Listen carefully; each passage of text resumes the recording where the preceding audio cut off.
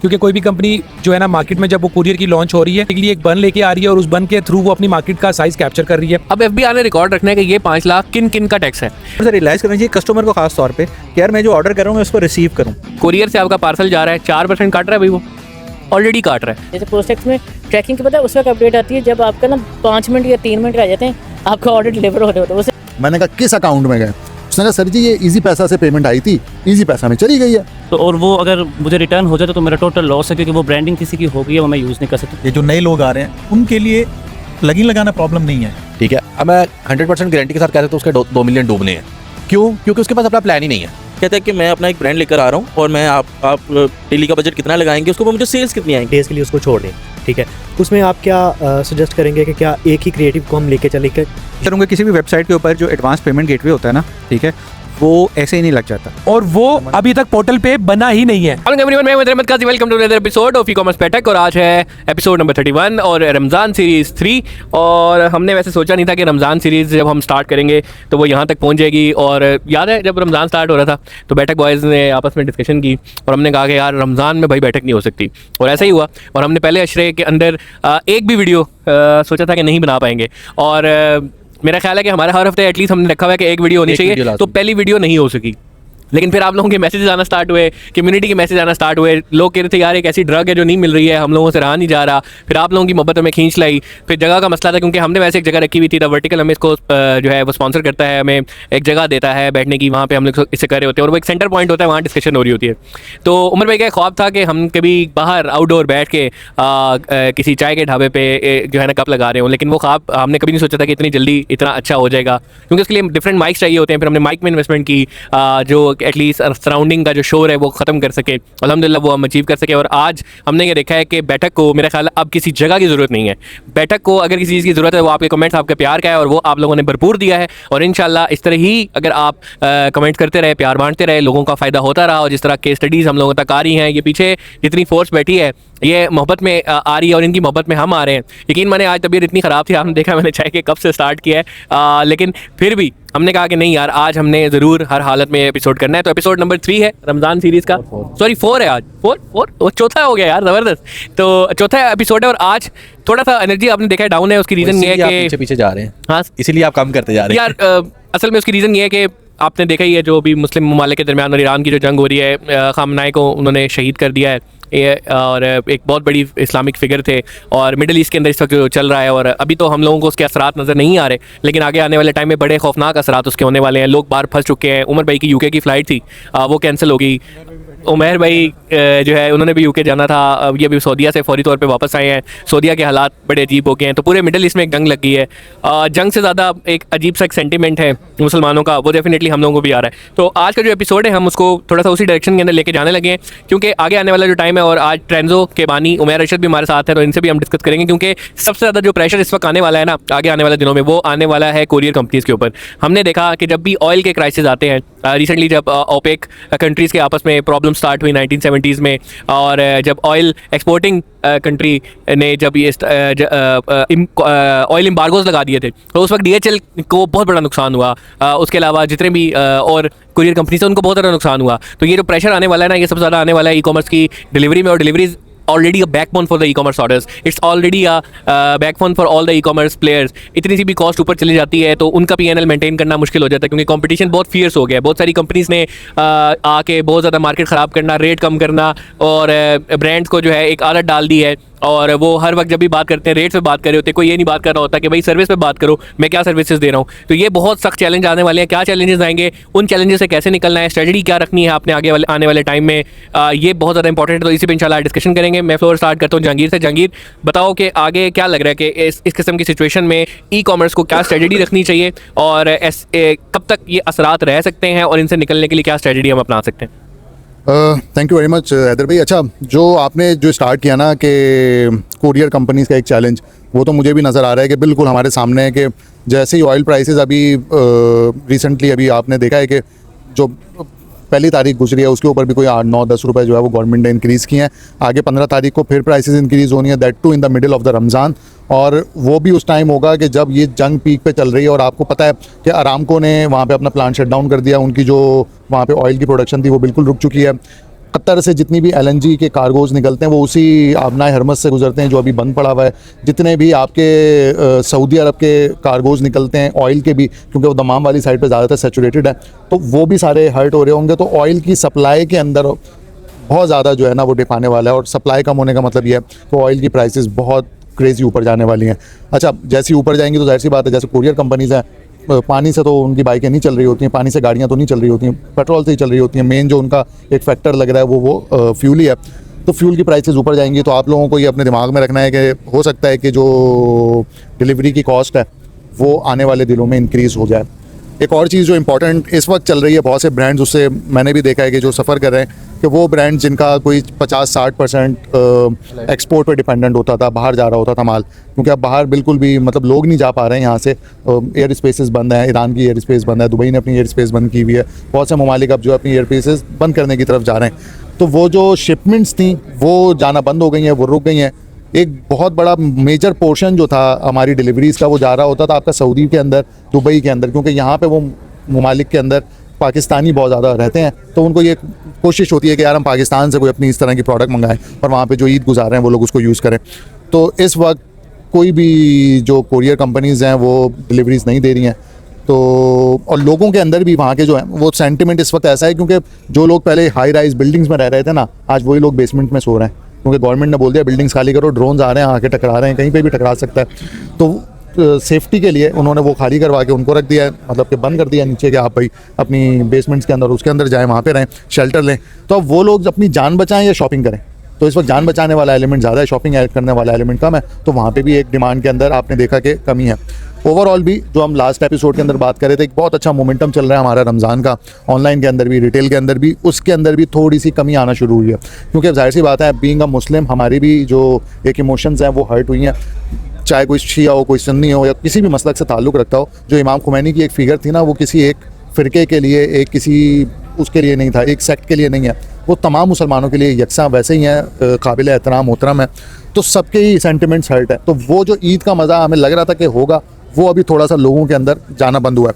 फिर अगर हम अपने एक और मेट्रोपॉलिटन सिटी की बात करें, कराची की बात करें, लाहौर के अंदर तो हमें इस तरीके से नहीं नज़र आ रही हैं चीज़ें। कराची से मुझे डेली बेसिस पे मेरे दोस्तों की वीडियोज़ आ रही होती हैं, वो बता रहे होते हैं कि शाहराह फैसल के ऊपर कभी जो है ना वो ब्लॉक हुआ होता है, जो नुमाइश चौरंगी है वो इस वक्त बंद करके उन्होंने वहाँ पे एहतजाज शुरू किया हुआ है। सदर के अंदर टावर की एक जगह है, वहाँ पे उन्होंने बंद करके वहाँ पे एहतजाज चल रहे हैं। उसके अलावा जो कॉन्सुलेट, अमेरिकन कॉन्सुलेट वाली जो मेन रोड है, जो आपके ओल्ड सिटी को न्यू सिटी से कनेक्ट करती है, माई कुलाची रोड, वो उन्होंने दोनों तरफ से कंटेनर्स लगा के बंद कर दिया। तो पोर्ट्स से कनेक्ट कर रही हो बेसिकली। तो वो जो एक मूवमेंट का एक इशू आ रहा है ना कराची के अंदर, वो भी एक बहुत बड़ा इशू है।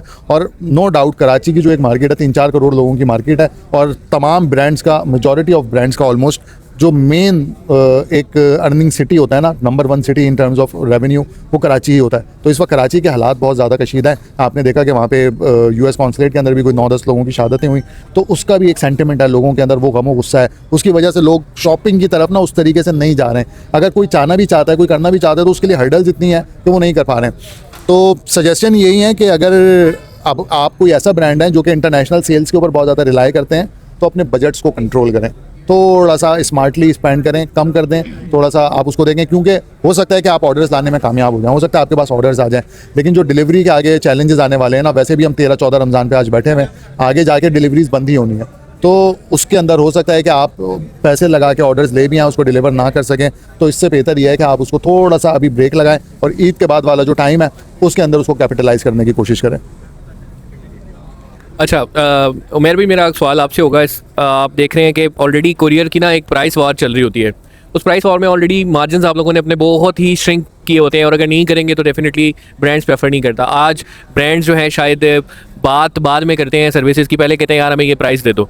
तो क्या लगता है कि जब ऑलरेडी इतना प्राइस वॉर, ऑलरेडी आप लोग रेड ओशन के अंदर खेल रहे हैं, तो ये जब प्राइसेस पेट्रोल की जो इवन कहा जा रहा है कि 350 रुपये तक एक्सपेक्टेड है, $50 पर बैरल जब था, तो उसमें अभी हम देख रहे हैं कि अराउंड कोई 268 के करीब पेट्रोल, 268 पेट्रोल चल रहा है। तो अगर 350 रुपये तक है, तो उसका वो कह रहे हैं कि अभी 75 आज ही होगी, और कह रहे हैं कि 100-150 तक बैरल पे भी जाएगा। तो कोई मुझे आगे जो है ना नज़र नहीं आ रही कि ये प्राइसेस कहाँ से कहाँ पहुँचे। तो इस सिचुएशन में कुरियर कंपनी इन चैलेंजेस को किस तरीके से कैटर कर रही होगी? अच्छा हैदर भाई, देखिए आपने इसमें बेसिकली दो चीज़ें डिस्कस की हैं। एक है प्राइस वॉर। अगर एक नॉर्मल रूटीन की बात करें तो डेफिनेटली इस बिजनेस में जो है ना वो प्राइस वॉर इसलिए बन गई है क्योंकि कोई भी कंपनी जो है ना मार्केट में जब वो कुरियर की लॉन्च हो रही है तो वो टेक्निकली बेसिकली एक बन लेके आ रही है और उस बन के थ्रू वो अपनी मार्केट का साइज़ कैप्चर कर रही है, जो भी मार्केट वो कैप्चर करना चाहती है। अनफॉर्चुनेटली येस, आज से कुछ साल पहले 100% everybody was price conscious, but I must say this, आज कम से कम 20 से 25% मेरे बिजनेस के ऐसे क्लाइंट्स हैं जो कि प्राइस कॉन्शियस से ज़्यादा सर्विस कॉन्शियस हैं। बट ये वो लोग हैं जिन लोगों को पता है कि यार हमने मॉनेटरी फिनटेक इनेबल्ड कुरियर को कैसे चलाना है अपने साथ और किस किस्म से उनको पेमेंट्स चाहिए और किस किस्म से उनकी पेमेंट्स आ रही हैं। अब दूसरी जो पोर्शन की बात है कि डेफिनेटली जब पेट्रोल की प्राइस, अगर हमारे जो कॉन्ट्रैक्ट्स हैं वो भी यही कहते हैं, अगर 10 से 15% अगर प्राइस इन्फ्लेट होती है, जो कि इतनी हो रही है पिछले एक साल से, 5 रुपये ऊपर जा रहे हैं 5 रुपये नीचे आ रहे हैं, तो then it's fine, you know we can take the hit. But definitely जो इम्पैक्ट अब पड़ेगा प्राइस पे इंटरनेशनली और फिर नेशनली हमारे पास, तो अगर 15 या 20% से ज़्यादा पेट्रोल की प्राइसेस बढ़ती हैं, now that would become a challenge for the ecommerce market, because courier companies would definitely revert back to the businesses और मर्चेंट्स को और एसएमईज को और ब्रांड्स को ये बात बोलेंगे कि यार we need to raise this, क्योंकि पेट्रोल की प्राइस पीछे एक सेट हुई हुई है और उसकी बेसिस के ऊपर हर पार्सल के ऊपर जो फॉर एग्जांपल अगर 100 रुपये है उठाया जा रहा है तो उसमें 10% फ्यूल चार्जेस किए जा रहे हैं। तो वो फ्यूल चार्जेस जिस तरह DHL से आप काम करते हैं तो वो पूरे महीने के लिए लॉक कर देता है आपको, लेकिन स्टिल कॉन्ट्रैक्ट ये बात बोलता है कि अगर 20% से ऊपर कोई भी इन्फ्लेशन आई है तो we will revert back to you. अब रिवर्ट बैक तो एक पार्ट होगा, बट आई डोंट थिंक कि no brand is going to digest it, क्योंकि हम तो डाल देंगे ब्रांड के ऊपर, ब्रांड किस पे डालेगा?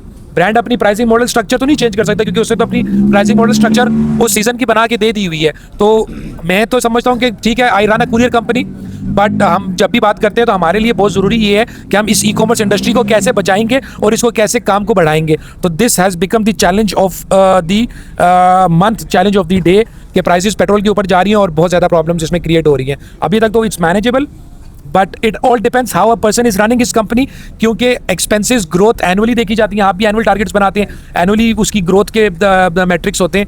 तो वॉल्यूम, नॉर्मल प्राइस वॉल्यूम पे जाके डिवाइड हो जाती है कि साल में अगर आपने इतने पार्सल उठाए, the more parcel you bring the less the expenses would be. तो वो नॉर्मल प्राइस वॉर जो है वो वॉल्यूम के साथ जाके मैच हो रही है, बट ये पैसे मैच नहीं हो रहे और ये एक वॉर शुरू हो जाएगी कुरियर कंपनीज की और ब्रांड्स की। अच्छा उमर भाई, मुझे ये बताएं कि अब ये जो नए स्टार्टअप्स हैं वो ऑलरेडी बेचारे इतने श्रिंक, और जो ये रिटर्न का एक जिन है वो काबू नहीं हो पा रहा। कहीं कुरियर की गलती है, लेकिन कुरियर की गलती से मैं कहूँगा कि यार बहुत ज़्यादा कस्टमर की भी गलती है। कस्टमर भी ऑर्डर जान के घर आके एकदम माइंड चेंज हो जाना और उसका कहना नहीं मुझे नहीं चाहिए, मेरे पास अभी कैश नहीं है, नहीं मुझे वापस रिटर्न कर दो। तो ये जो एक थोड़ा सा सेंटिमेंट है जो कि हमें लगता है कि यार ये एथिकली भी रॉन्ग है। तो इसको कस्टमर को भी अब कितना सोचना चाहिए कि यार आप किसी अगर ब्रांड से कोई चीज़ मंगवा रहे हो, किसी प्रोडक्ट किसी भी स्टार्टअप से मंगवा रहे हो, तो आपका भी कितना मॉरल इसके अंदर हिस्सा होना चाहिए कि यार आप रिटर्न ना करें, क्योंकि 10 दफ़ा कंफर्मेशन होती है, आपके पास आता है, पूरे एक जर्नी है, पैक होना, डब्बे में डालना, कुरियर का आगे लेके जाना, फिर कुरियर का भी जारी बात है उसके साथ एक ना रिस्क जुड़ा हुआ है ना। आप जब रिटर्न कर रहे हैं तो आप वो पार्सल रिटर्न नहीं कर रहे, वो आप किसी की रोज़ी भी हर्ट कर रहे हैं। तो एथिकली हम लोगों को इस टाइम कितना इसमें यूनाइट होना चाहिए कि एटलीस्ट ऑनलाइन ऑर्डर्स और स्पेसिफिकली जो स्मार्ट स्टार्टअप्स हैं उसके लिए जो है थोड़ा सा ख्याल करना चाहिए। यार हैदर भाई, मेरे ख्याल से ये जो अब हमारी जो मार्केट है ना वो इतनी स्टेबल या सेंसिबल हो चुकी है, क्योंकि लोगों ने ऑनलाइन को टेस्ट एंड ट्रायल भी कर लिया, उनको एक्सपीरियंस भी कर लिया, उनको आइडिया हो गया कि यार कैसे हमारे पास पार्सल आता है और इतने कितने नंबर ऑफ पार्सल्स उनके पास आ रहे हैं। ठीक है, तो अब इन चीज़ को थोड़ा सा रियलाइज़ करना चाहिए कस्टमर को, खास तौर पे कि यार मैं जो ऑर्डर कर रहा हूँ मैं उसको रिसीव करूँ। ठीक है, अगर मैं रिसीव नहीं करा, जैसे आपने बात की यार बहुत सारे एक्सपेंसेस हैं पीछे, ठीक है, वो एक पूरा बिजनेस इसी रिटर्न के ऊपर बंद हो जाता है। ठीक है यार, मैं एक स्टोर चला रहा हूँ, लेट्स सपोज मैं 100 ऑर्डर महीने के निकालता हूँ, 60 मुझे रिटर्न आ जाते हैं। ठीक है, तो मैं तो फेसबुक को पूरे 100 ऑर्डर के पैसे दे रहा हूँ, कुरियर को मैं पैसे दे रहा हूँ, मैं फ्लायर लेके आ रहा हूँ, मैं टेप लगा रहा हूँ, मैं उस प्रोडक्ट को शिप कर रहा हूँ। ठीक है, मैं दूसरे कस्टमर को नहीं बेच सकता, मैंने उस वेंडर को भी पैसे देने, तो मेरे बहुत सारे एक्सपेंसेस है उसके पीछे।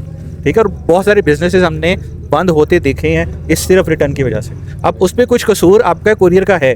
ठीक है, ऐसा ही आप जहांगीर भाई बिल्कुल कुरियर को माफ़ नहीं कर सकते हो कि यार कुरियर का कोई कसूर नहीं, सारा कसूर कस्टमर का है। तो कुछ कसूर इसका कुरियर का भी होता है और कुछ कसूर कस्टमर का भी है। ठीक है, हम इसको 50-50 बड़ी इजीली डिवाइड कर सकते हैं। आधा कसूर कुरियर का होता है, आधा कस्टमर का होता है। ठीक है, अब बहुत सारे केसेस यार कस्टमर की मजबूरी है, अब मैं यहाँ पे बैठा हूँ, उनको कॉल आ रही है किसी राइडर की, मैं मीटिंग में हूँ, नमाज़ पढ़ रहा हूँ, सो रहा हूँ, उसने एक दफ़ा कॉल की, मैंने नहीं उठाई, उसने रिटर्न डाल दिया। ठीक है, वो सेकंड टाइम मुझे कॉल नहीं करता, या वो मुझे मैसेज नहीं कर रहा, या मुझे किसी और तरीके से अप्रोच नहीं कर रहा। ठीक है, वो भी कॉल करना भी अब मेरे ख्याल में बंद कर दिया है। हाँ, क्योंकि सर उसकी भी कॉस्ट आ रही है ना। हाँ, कॉल करना बंद कर दिया। अब उसकी कॉस्ट आ रही है यार, मैं उसकी कुरियर कंपनी उसकी कॉस्ट बर्दाश्त नहीं कर रही, जो शिपर है वो कुरियर उसकी बर्दाश्त नहीं कर रहा, राइडर उसकी कॉस्ट बर्दाश्त नहीं कर रहा। ठीक है। तो सर ये आई थिंक जो इसकी डिवीज़न है ना, वो कुरियर कंपनी के ऊपर भी ब्लेम है इसका, और इसका ब्लेम आपके कस्टमर के ऊपर भी है, ठीक है। मेरा एक पार्सल आया जो कि मुझे बहुत ज़रूरी चाहिए, बहुत अर्जेंट मुझे चाहिए, मैं वो राइडर को सोने नहीं दूंगा, मैं कुरियर कंपनी को सोने नहीं दूंगा, मैं उसके घर से जाके ऑर्डर निकलवा के लाऊंगा जो मुझे रिसीव करना है। जो मुझे रिसीव नहीं करना वो बेचारा मेरे दरवाजे पे खड़ा रहे, 50 दफ़ा मुझे कॉलिंग करता रहे, ठीक है, मैंने रिसीव नहीं करना, ठीक है। तो ये आप कस्टमर को थोड़ा सा अपने ऊपर चीज़ों को लेके जाना चाहिए कि हमने एक सीरीज़ का खैर वो अरेंज भी किया था कि मुफ्ती साहब के साथ बैठ के हम थोड़ी सी इसकी लेके आ रहे हैं हम लोग, इसका कितना गुनाह होगा। क्योंकि आप लोगों को शायद आइडिया नहीं है कि यार आप एक बिज़नेस को, एक रोज़ी को बंद कर रहे हैं, एक गरीब के रोज़गार को बंद कर रहे हैं, उसके पेट पे लात मार रहे हैं, ठीक है। तो इसका आपके सर के ऊपर आप गुनाह कितना लेके जा रहे हो अपने साथ, तो ये आपको भी थोड़ा सा इन चीज़ों को सोचना चाहिए। हम बारहा आप लोगों से रिक्वेस्ट कर रहे हैं कि यार आप सोच समझ के ऑर्डर प्लेस करो, ठीक है, और ऑर्डर प्लेस कर रहे हो तो आप अपनी ज़िम्मेदारी से उसको रिसीव करो। बहुत सारे लोगों की सर मजबूरियाँ भी होती हैं, ठीक है, वो नहीं रिसीव कर पाते या उस टाइम उनके पास कैश नहीं है, तो यहाँ पे कुरियर कंपनी को अपना रोल प्ले करना चाहिए। मेरे पास कल परसों एक ऑर्डर आया 1000-1200 का, मेरे पास कैश नहीं था, उसको मैंने कहा जैस कैश ले ले, ठीक है, वो नहीं आप मुझे कैश दोगे तो मैं लूँगा, नहीं तो मैंने ले रहा, मैं रिटर्न कर रहा हूँ, ठीक है। वो कुरियर कंपनी वाला थोड़ा सा रूड हो रहा है, मैंने कहा ठीक है रिटर्न कर दो यार, मैं क्या करूँगा, मेरे पास अभी इस टाइम कैश नहीं है, जो ऑप्शंस हैं वो आप अवेल कर लो। तो यहाँ पे कुरियर कंपनी को यार जैस कैश के अकाउंट्स बना लो, ठीक है, राइडर के नहीं बनाते, आप कंपनी के अकाउंट्स दे दो। आप दुबई में ऑर्डर प्लेस करो तो वो पॉज मशीन लेके आते हैं अपने साथ, ठीक है, वो आपको कहते हैं यार इसको स्कैन कर लो, टैप कर दो, कार्ड के थ्रू पे कर दो, ऑनलाइन ट्रांसफर कर दो, वो आपको दरवाजे पे खड़े होकर 10 ऑप्शन देते हैं। अगर कैश नहीं है तो आप इसी तरीके से पे कर लो। तो ये कुरियर कंपनी को भी थोड़ा सा यहाँ पे ऐड ऑन करना चाहिए। राइडर्स को अपनी जिम्मेदारी कि वो जिस चीज़ की सैलरी ले रहे हैं, वो जिस चीज़ का कमीशन ले रहे हैं, तो उनका हक अदा हो रहा है नहीं हो रहा, फिर कस्टमर वाली साइड के ऊपर कि यार आप अपने इस एक नहीं यार नहीं चाहिए मुझे नहीं लेना, इस एक सेगमेंट से या इस एक बात से आप पूरा बिजनेस भी तबाह कर सकते हो। तो आपको भी इस चीज़ को थोड़ा सा सोचना चाहिए।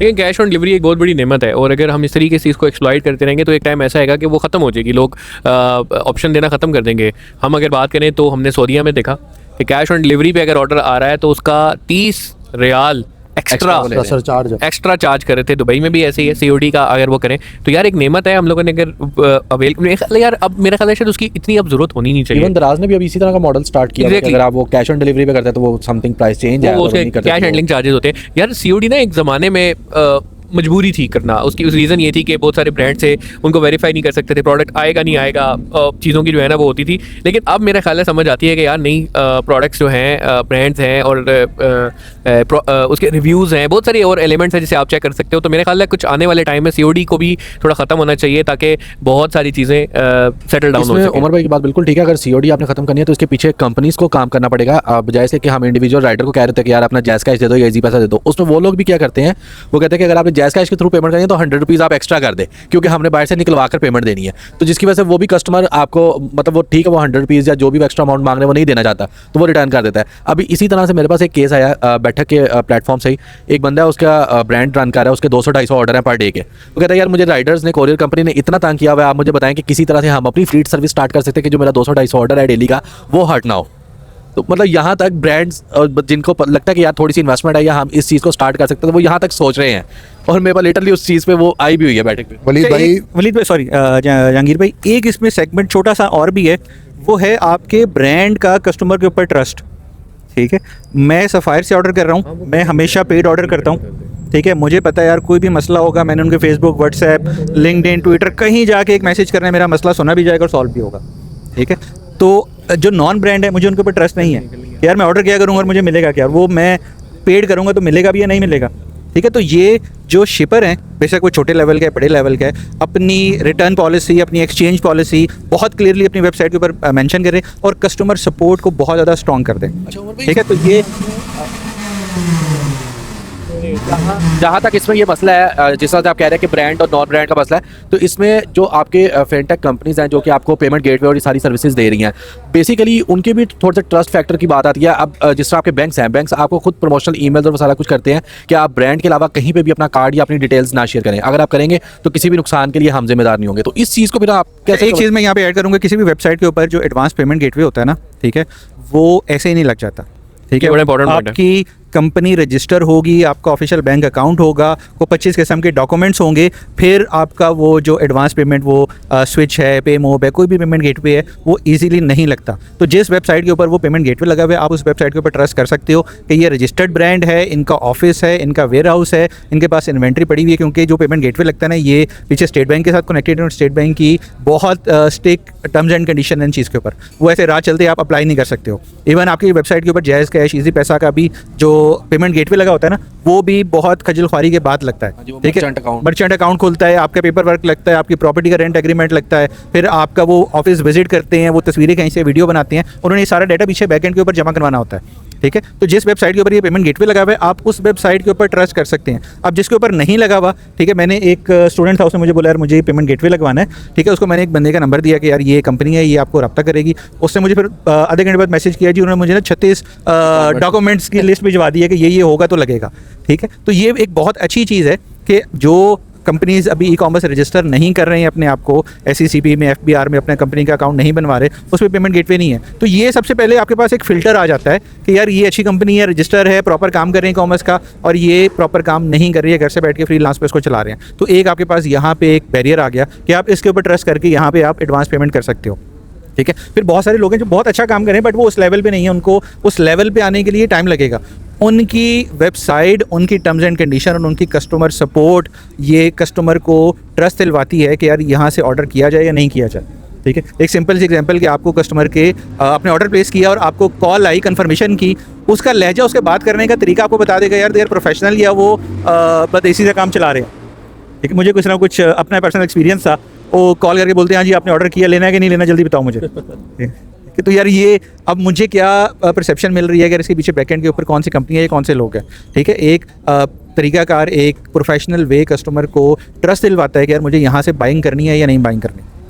आई थिंक ब्रांड बिल्डिंग और customer support is the key here. भाईजान चाय पिए और एकदम से जान आ गई है, जितनी भी एनर्जी डाउन थी ना वो एकदम से फिट भर गई है। मैं फ़हीम से एक सवाल अगला करना चाह रहा था, वो ये है कि फ़हीम ये बताएं कि जो पेमेंट गेटवे है, क्या आप शॉपिफाई की वेबसाइट पे लगाना बहुत मुश्किल हो गया या आसान हो गया? क्योंकि एक वक्त था ना उसमें बैंकिंग कार्ड पेमेंट गेटवे इस तरह लगाना वो बड़ा एक मुश्किल और हैसल समझा जाता था। इजी पैसा, जायज़ कैश को इंटीग्रेट करना बड़ा मुश्किल समझा जाता था। तो अब कितना आसान है, कितना ईजी हो गया है और क्या इसको किया जा सकता है या नहीं, इसके बारे में थोड़ा सा बताइए। पेमेंट गेटवेज़ और इस तरह के जितने भी सॉल्यूशंस हैं ना, वो तो लगाना बहुत ही आसान हो चुका है। इवन कि एक नॉन टेक्निकल पर्सन है जिसको डेवलपमेंट का कोई पता नहीं है, जिसको प्लेटफॉर्म का कोई पता नहीं है, ठीक है, तो उसके लिए इतना आसान है कि यार आराम से उसको एड ऑन्स मिल जाते हैं, उसको प्लगइन्स बने बनाए मिल जाते हैं, पूरे सॉल्यूशंस बने हुए हैं, उनकी डॉक्यूमेंटेशन पड़ी हुई है, बस देखो और जाके लगा लो। उम्र वाली बात है कि आपको वो डॉक्यूमेंटेशन चाहिए प्रॉपर। अब जो बड़े ब्रांड्स हैं वो तो सारे रजिस्टर्ड हैं, उनके पास सारी चीज़ें हैं पड़ी, वो बहुत आसानी से जाके लगा लेते हैं। ये जो नए स्टार्टअप्स हैं या आपके Tier 3, 4 के ब्रांड्स हैं, इवन ये जो नए लोग आ रहे हैं, उनके लिए प्लगइन लगाना प्रॉब्लम नहीं है। प्रॉब्लम ये है कि वो रजिस्टर्ड ही नहीं है, इसलिए वो उनसे लगते नहीं है, तो वो फिर भागते हैं इधर। वो टेक्निकल साइड पे जाके चीज़ों को कर रहे होते हैं, उनको लगता है कि यार ये टेक्निकली इसको लगाना मुश्किल है। तो लगाना मुश्किल नहीं है, सिर्फ उसको लेना मुश्किल है। उसके लिए आपको प्रॉपर डॉक्यूमेंटेशन चाहिए। अच्छा यार देखें, अक्सर कहा जाता था ना कि इंस्टाग्राम पे अपने पेज बना के बेच रहे हैं, आ रही होगी सेल, लेकिन उसमें फिर ये मसले मसाइल भी आएंगे। कस्टमर का ट्रस्ट तब बढ़ेगा जब आपका एक वेबसाइट होगी, दूसरा आपकी वेबसाइट पे आपका एड्रेस लिखा हुआ होगा, तीसरा जब आपकी वेबसाइट पे पेमेंट गेटवे लगे होंगे, तो फिर मेरा ख्याल है उसको ऑनलाइन पे करने में कोई मसला नहीं होगा। अब हम थोड़ी सी बात करते हैं जरा स्ट्रेटजीज़ की। क्या वो स्ट्रेटजीज़ होनी चाहिए कि जो आने वाले टाइम में, जिस तरह हम देख रहे हैं कि ये मसले मसाइल आने वाले हैं, पेट्रोल प्राइसेस बढ़ने वाली हैं, या शिपमेंट तो बढ़ेगी, प्रोडक्ट की कॉस्ट बहुत बढ़ जाएगी, जो आप प्रोक्योर कर रहे हैं एक चीज़ वो भी महंगी होने वाली है, तो उसको कैसे कंट्रोल करें? तो उस पर 2-3 चीज़ें मैं आप लोगों को बताना चाहूँगा। पहली ये कि आपको कुरियर की कॉस्ट मैनेज करने के लिए ना 2 अकाउंट्स खुलवाने हैं, एक है COD, एक है non COD। COD parcel dispatch की जो कॉस्ट है ना, वो हमेशा नॉन COD से ज़्यादा होती है। आप अगर जिस तरह अभी उमर भाई ने बताया, वेबसाइट बनाएं, वेबसाइट के ऊपर आप पेमेंट गेटवे लगाएं, यार कोई इतनी हार्ड एंड फास्ट चीज़ें नहीं चाहिए होती। SSCP में रजिस्ट्रेशन चाहिए, कितने की हो जाती है उमर भाई? 5-6 हज़ार रुपये की। 5-6 हज़ार रुपये कर लेते हैं, इनकॉर्पोरेशन सर्टिफिकेट आपको मिल जाता है। बैंक अकाउंट खुलवाना कितना मुश्किल है उमर भाई कंपनी का? वो तो मुश्किल चीज़ नहीं है, बिल्कुल मुश्किल चीज़ नहीं है। हैदर भाई, इसमें जो डॉक्यूमेंटेशन है ना, उसकी कॉस्ट बहुत ज़्यादा नहीं है, ठीक है, और वो टाइम टेकिंग भी नहीं है, बट उसका ना सरकारी प्रोसेस है वो थोड़ा सा लंबा होता है, ठीक है। और मेरे ख्याल में कोई अच्छा बंदा मिल जाए तो वो भी कर देता है। आपका कोई अच्छा वकील है जिससे आप टैक्स रिटर्न वगैरह करवाते हैं, ठीक है। और आई थिंक अब ये जिस तरह हमारे पास भी वैसे एक अच्छा वकील है, हाँ। हम अपनी टैक्स रिटर्न ना ये जहांगीर से करवा रहे होते हैं। अच्छा, तो बेसिकली आप जिस तरह FBR वगैरह बहुत ज़्यादा चीज़ों में एक्टिव है और वो ई-कॉमर्स पे टैक्स भी लग रहा है और फाइलर नॉन फाइलर तो काफ़ी अर्से चल रहा है, तो आई थिंक अब ये बहुत ज़रूरी हो चुका है। और अगले आने वाले 1-2 सालों में कोई भी बिजनेस है वो ई-कॉमर्स पे वो घर से चल रहा है, वो बेसमेंट से चल रहा है, वो कोरियर कंपनी उसको एक्सेप्ट ही नहीं करी जब तक आपका सेल टैक्स नंबर नहीं है। सेल टैक्स नंबर के लिए आपको FBR रजिस्ट्रेशन और वो सारी चीज़ें करानी पड़ेंगी। तो आप अपने इन चीज़ों को आप मैंडेटरी बना लो कि यार मैंने ई-कॉमर्स स्टार्ट करना है, तो जैसे वेबसाइट, डोमेन, इसी तरह FBR, इसी तरह कंपनी बैंक अकाउंट और आपका ये पेमेंट गेटवे। अच्छा, मजे की बात पता है क्या, आप अगर इस टाइम रजिस्टर्ड हो या नहीं हो, कोरियर से आपका पार्सल जा रहा है, 4% काट रहा है भाई, वो ऑलरेडी काट रहा है। तो बेवकूफ़ो अपना अकाउंट खुलवा के यही जो 4% जो दे रहे हो ऑलरेडी, इसको अपनी स्टेटमेंट्स के अंदर ले आओ। वो ऑलरेडी कट रहा है, आप जमा करवा रहे हैं, लेकिन शायद वो आपके नाम पे जमा ही नहीं करवा सकते होंगे, आप रजिस्टर्ड नहीं। लेकिन अगर आप रजिस्टर्ड हो जाओगे तो आप उसके टैक्स को क्लेम कर सकते हो, जो कि सेल्स टैक्स है आपका 2%, इनकम टैक्स है आपका COD पे 2%। अगर आप रजिस्टर्ड होके 6,000 रुपये की SCGP की रजिस्ट्रेशन है, अपना बैंक अकाउंट खुलवाओ, इजी पैसा भी अपने आराम से प्लेटफॉर्म पे लगवाओ, अपने बैंक अकाउंट के अंदर पैसे लो, एक तो आपकी स्टेटमेंट अच्छी होती है, टैक्स फाइलर बनते हो, उसके बेनिफिट मिलते हैं, कंपनी को बेनिफिट मिलते हैं। अच्छा, कॉटेज इंडस्ट्री अगर आपकी होती है जिसकी एक सर्टेन अमाउंट है, एक सर्टेन अमाउंट से नीचे नीचे अगर आपकी टर्नओवर है साल की, अगर आप वो अटेन कर रहे हो तो शायद ये 2% भी नहीं होती, वो भी आप वापस क्लेम कर सकते हो, तो वो भी आपको बेनिफिट मिल सकता है। तो इन चीज़ों के ऊपर आओ, जब ये हो जाएगा तो फिर मैंने आपको बताया कि COD का अलग अकाउंट खुलवाओ, नॉन COD का अलग खुलवाओ। तो जब आप डिस्काउंट पास ऑन करो 5% से 10% कस्टमर को कि भाई अगर आप पेमेंट पहले कर देते हैं तो आपको 10% डिस्काउंट मिल जाएगा। और फिर जब आप वो पार्सल नॉन COD पे जा रहा होगा, एक आपका रिटर्न नहीं आएगा, दूसरा कस्टमर को डिस्काउंट मिलेगा, तीसरा आपकी जो आगे आने वाली कॉस्ट बढ़ने वाली है उसका बेनिफिट मिल जाएगा। तो इस चीज़ को अवेल करें। जी जी। अच्छा, जिस तरह इनके पास टैक्स ये तो काट रहे हैं, उस पर जमा नहीं करा रहे क्योंकि वो रजिस्टर नहीं है, तो क्या उसका जो पैसा जनरेट हुआ वो वाइट मनी है या ब्लैक मनी है, क्योंकि उसके अगेंस्ट का टैक्स जमा नहीं हो रहा? अच्छा उमर भाई, ये उमेर भाई और इनके अकाउंटेंट को ज़्यादा अच्छा पता होगा। जो पैसा इन्होंने एज अ COD शिपमेंट या ई-कॉमर्स की शिपमेंट दिखा दिया, भले वो किसी के आगे रजिस्टर्ड है या नहीं है, उस अमाउंट का 4% इनके नाक से भी निकलवाएगा FBR। इन्होंने तो टैक्स जमा करवाने अनलेस और अनटिल इनके पास अच्छा अकाउंटेंट हो, CA वो इनको फिर वो 4% ऐसे बचा के देगा ना कि वो इनका नहीं, हम बचाने वाली बात, इन्होंने टैक्स जमा करवा दिया, इन्होंने एक XYZ के नाम से टैक्स जमा करवा दिया यार, ये इसके पार्सल थे, ये इसका था, ये रजिस्टर है नहीं, आई डोंट केयर, वो तो उसका अपना मसला और FBR का मसला है। अब उसके पास उसका टैक्स जमा नहीं हो रहा, उसके पास पैसा आ रहा है, बस उसका नहीं हो रहा, FBR को टैक्स जा रहा है, तो ये उसके लिए वाइट मनी है, उसके लिए वाइट मनी, उसके लिए बेवकूफ़ी है कि तू अपना वो 2% टैक्स का बेनिफिट ले भाई। मेरा नहीं ख्याल कि उसके लिए वाइट मनी है। ये जहांगीर भाई ये पॉइंट नोट कर लें, अपनी अगली बैठक में इसका जवाब देना है। अच्छा, ठीक है, रिसर्च करके, क्योंकि यार हम सब में से ना आपकी रिसर्च सबसे ज्यादा स्ट्रांग है। अच्छा खैर, इसको थोड़ा सा वाइट मनी आप किसके कोरियर के कहना चाह रहे हैं? कोरियर के लिए, उस ब्रांड के लिए कोरियर तो पैसे जमा करवा रहे हैं यार, वो उस ब्रांड के लिए भी, क्योंकि देखें काम किसका था, ये इन भाई का था कि इन्होंने इनसे उनके बिहाफ पे टैक्स लेना है और जमा करवाना है। ठीक है। अब वो जो ब्रांड नहीं कर रहा ना काम, वो ये नहीं कर रहा कि वो अपने बिजनेस के रिटर्न्स नहीं जमा करवा रहा है। हाँ। अगर वो अपने बिजनेस को रजिस्टर करे FBR के रिटर्न जमा कराएगा तो इसका वहां पे पार्क हुआ पैसा उनके अकाउंट में आ जाएगा, उनके अकाउंट में नहीं आएगा, जाएगा अभी भी वैसे जाएगा, अभी भी FBR के साथ लिंक होगा ना, FBR के साथ FBR के पास देख, FBR के पास इन्होंने 5 करोड़ का वो लेट्स सपोज बिजनेस किया जिसमें से 5 लाख टैक्स बनता था, इन्होंने 5 लाख जमा करवा दिए। अब FBR ने रिकॉर्ड रखना है कि ये 5 लाख किन किन का टैक्स है। अब लेट्स सपोज इस 5 लाख में से 3 लाख कंपनीज ऐसी कंपनीज का था जो कि रजिस्टर्ड थी, तो वो 3 लाख पार्क हो जाएगा कि ये जहांगीर ने भी करा दिया, इसको भी करा दिया, मैं रजिस्टर्ड नहीं था, आप भी रजिस्टर्ड नहीं थे, पैसा हमारे यहाँ पे जा चुका, लेकिन FBR में रिकॉर्ड ही कहीं नहीं है कि ये वो आया 2 लाख, वो हमारा है, वो इन 2 का है, वो इन 2 का है, वो इन 2 का, वो किसी का भी नहीं। यार इसमें लेकिन हैदर भाई, जहांगीर भाई एक इशू है actually, correct me if I am wrong. Law ये कहता है कि एक ब्रांड है हैदर अहमद, ठीक हो गया, आप हैदर अहमद के साथ काम ही तब कर सकते हैं जब वो रजिस्टर्ड है। अब गेम ये है, लोगों को समझ नहीं आ रही, अगर हैदर अहमद ब्रांड रजिस्टर्ड नहीं है तो टेक्निकली लॉ ये कहता है कि ट्रांसो को उससे काम नहीं करना चाहिए। अब जब मैं हैदर अहमद रजिस्टर्ड ही नहीं है और जब उसके साथ काम करूंगा तो मैं उसकी बिहाफ पे जमा ही नहीं कर सकता।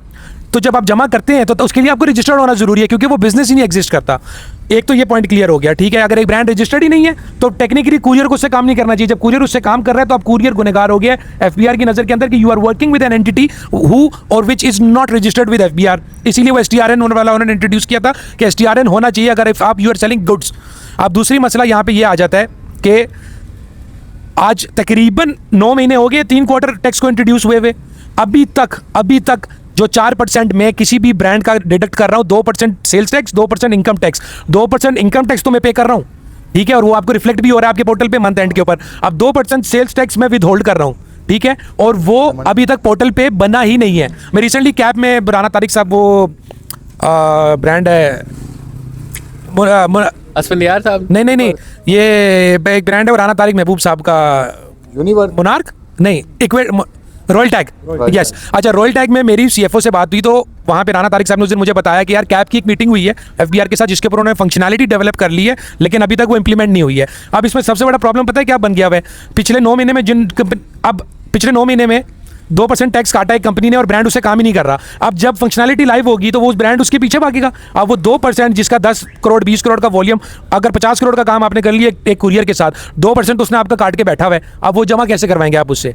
अब ये सबसे बड़ा प्रॉब्लम बन गया कि पिछले 9 महीने से कुरियर कंपनीज डिडक्ट कर रही हैं 4%, 2% तो जमा करवा रही हैं, 2% वो काट रही थी, वो जमा नहीं करवा रही थी। टेक्निकली ब्रांड को चाहिए था कि ब्रांड अपने पास वो 2% रखता और फिर उनको वापस देता, बोलता तुम डिडक्ट कर लो। लेकिन अब ये एक अलग सुनामी आएगा प्रॉब्लम का, जिस दिन एफबीआर में सुबह लाइव होगा और फॉर एग्जाम्पल कोई भी ब्रांड है ABC, वो कहेगा कुरियर को फ़ोन करके कि मेरे 2 करोड़ जमा करो, तो 100 बंदे जब उसको कहेंगे 2 अरब बन जाएगा, 2 अरब कहाँ से वो लेके आएगा? क्योंकि वो अपने पास रख भी रहा है, खा भी रहा है, लगा भी रहा है। ये एक अलग एक बहुत बड़ी प्रॉब्लम क्रिएट कर दी है टैक्स की। उससे पहले जो आप 2 मिनट बात कर रहे थे उसमें मैं ये समझता हूँ, अब सिंस वी आर ट्रैवलिंग, जिस तरह अभी हम लोग लंदन जा रहे थे, जिस तरह पहले हम लोग सिंगापुर गए, तो अब जाके ये बात पता चली है कि टैक्स पे करना कितना ज़रूरी है। गवर्नमेंट को चाहिए कि यार अवेयरनेस दे। अब हर चीज़ पाकिस्तान ई कॉमर्स एसोसिएशन या इस बैठक के जरिए तो नहीं हो सकती है। हम बात करेंगे, हमें 1000 10,000 20,000 50,000 लाख बंदा सुन रहा है, 22 करोड़ आबादी तो नहीं सुन रही है हमें। अब उसमें सबसे बड़ा प्रॉब्लम ये है कि टैक्स की अवेयरनेस ही नहीं है। जिस तरह हैदर भाई ने बात की, बहुत अच्छी बात की है कि भाई आपके पास टैक्स की अवेयरनेस होनी चाहिए कि आपने टैक्स पे करना है, क्यों पे करना है और क्लेम कहाँ करना है। अब हमें पता है, अब मैं साल में 1 या 2 गाड़ी खरीद लेता हूँ, अब मैं ले लेता हूँ, इसीलिए मुझे पता है मुझे साल का एक्स अमाउंट पे करना है टैक्स में। जब मैं नई गाड़ी खरीदने जाता हूँ मैं वहाँ पे एडजस्ट कर देता हूँ। अब बहुत सारे लड़के ऐसे हैं जो सैलरीज ले रहे हैं 3-3 4-4 5-5 लाख रुपया, लेकिन उसके ऊपर 5 रुपये भी टैक्स पे नहीं कर रहे। सबसे पहले जब आप टैक्स ही नहीं पे करोगे तो आप इंटरनेशनल ट्रैवल नहीं कर सकते। ठीक है, दुबई वगैरह, कतर, कुवैत तो चले जाओगे, वीज़ा नहीं लगता, बिकॉज आप 1 अरब रुपया भी बैंक स्टेटमेंट में लेके आ जाओ, आज की डेट में बैंक स्टेटमेंट की वैल्यू 0 है जब तक उसके अगेंस्ट आपने टैक्स नहीं पे किया। 1 अरब कमा के 1 करोड़ के ऊपर टैक्स पे करोगे तो आपकी लीगल इनकम 1 करोड़ रुपए है। उसके बाद टैक्स पे करना क्यों जरूरी है, कहाँ पे क्लेम हो सकता है, कोई अवेयरनेस ही नहीं है, कोई प्लेटफॉर्म ही नहीं है। एक और मुझे बात समझ नहीं आती, ये मैं हैदर भाई आपसे या जहांगीर भाई पूछता हूँ, टेक्निकली अगर कोई ऐसा सिस्टम इंट्रोड्यूस हो लाइक इन यूके, अगर 1 पाउंड का प्रोडक्ट है उसके ऊपर 100 पाउंड का प्रोडक्ट है उसके ऊपर 10% अगर टैक्स है, तो जब आप ब्रांड लगाता है 100 पाउंड और जब आप चेकआउट पे आते हो तो वो कहता है कि एंड यूजर को कि आप पे करोगे 110 पाउंड, क्योंकि आपका टैक्स 10% है। यहाँ पे जो वॉर है वो ये चल रही है कि हमने इंक्लूसिव कर दिया टैक्सेस प्राइस को, जिसकी वजह से ब्रांड्स अपने आप को रजिस्टर ही नहीं कर रहे हो, कह रहे हैं यार ये तो हमारी जेब से जा रहा है। तो अगर इस किस्म का कोई मॉडल बने फिर भी, लेकिन यहाँ पे बड़ी बेकार, अब वो जो यूके में जिस तरह की बात करें 20% वैट है वो, तो वो ऐसे ही करते हैं कि वो अलग से रखते हैं और वो कस्टमर दे रहा है और वो क्लेमेबल भी है और क्लेम भी कर रहा होता है कस्टमर। ठीक है, यहाँ पे मुसीबत ये है कि कुछ ब्रांड्स ने इस तरह की, आपने खाड़ी को देखे, डाइनर्स को देखे, वो लोगों ने कहा कि भाई अभी आपने शर्ट 4,000 की रखी हुई थी, ये 6,000 की कैसे होगी, वो 18%। अच्छा, मज़े की बात जो है ना वो ये है ना कि अंदर की बात ये है कि वो 18% में ही वो खेल रहे होते हैं, वो दिखा जरूर रहे हैं। इसका जो फायदा है ना सर, वो 18% ही है, 18% में, तो इसलिए इंक्लूसिव हुई है वो। सही है, मैं समझ वो गया। प्राइसेस इसलिए इंक्लूसिव हुई है। खैर देखिए, मैं आपको एक बात बताऊं, ट्रस्ट मी, अच्छे, आपने हमारा एक वो एपिसोड है अगर आप वो देखें, अच्छे चार्टर्ड अकाउंटेंट की, अच्छे फाइनेंस के बंदे की ज़रूरत है। वो आपका टैक्स ऐसे बचाएगा ना कि पे करने के बाद भी आपको बचत होगी। मैं आपको एक एग्जांपल देता हूँ। टैक्स फ्री जोन एक वक्त में था आज़ाद कश्मीर में, मीरपुर में धड़ाधड़ फैक्ट्रियाँ लगी हैं, मल्टी फोम, डायमंड फोम, सारे फोम की फैक्ट्रियाँ वहाँ थी, ख़त्म हुआ है। अभी इस वक्त पाकिस्तान में कहाँ है भाई टैक्स फ्री जोन? हमारे शेखुपुरा। अच्छा, मैं हैदर भाई आपको एक मजे की बात बताता हूँ। यूके में आप एक टैक्सी चलाते हो ना, तो तब भी आप अपना एक प्राइवेट अकाउंटेंट हायर करते हो जो कि आपको सेल्फ एम्प्लॉयड में डिक्लेयर करके भी आपकी इनकम को बता के भी टैक्स करते हैं। तो जब मैं यूके में पढ़ रहा था तो कहते थे कि यार एक काम करो, अगर जॉब वो पकड़ लो जो सेल्फ एम्प्लॉयड हो, तो आप उसमें टैक्स में सिस्टम चला सकते हो। अब पाकिस्तान में पता है आपको लोग टैक्स क्यों नहीं पे कर रहे? सबसे बड़ा प्रॉब्लम है, मैं आज दिन तक जिस भी टैक्स के लॉयर को पकड़ा ना, इवन मेरा अपना जाती टैक्स लॉयर भी मुझे पता है क्या बोलता है, वो मुझे रास्ते दिखाता है कि चोरी कैसे करनी है और पीछे से मुझे बोलता है जिस दिन पकड़े जाएंगे आपने फ़ोन करना है, मैं देख लूँगा, लिटरली। और मैं चार्टर्ड अकाउंटेंट छोड़े, मैं जितने मर्जी टैक्स बड़े लॉयर्स की बात कर रहा हूँ, आप लोग अच्छी बड़ी फर्म्स में खुद काम कर रहे हैं और आप लोग इसके पार्ट हैं, इतना बड़ी पोस्ट पे बैठे हुए, ये जितने टैक्स लॉयर्स मैंने पकड़े हैं ना, सब आके कहते हैं सर आप छोड़ दें, हम देख लेंगे, जिस दिन फ़ोन आएगा हम सेटलमेंट करा देंगे।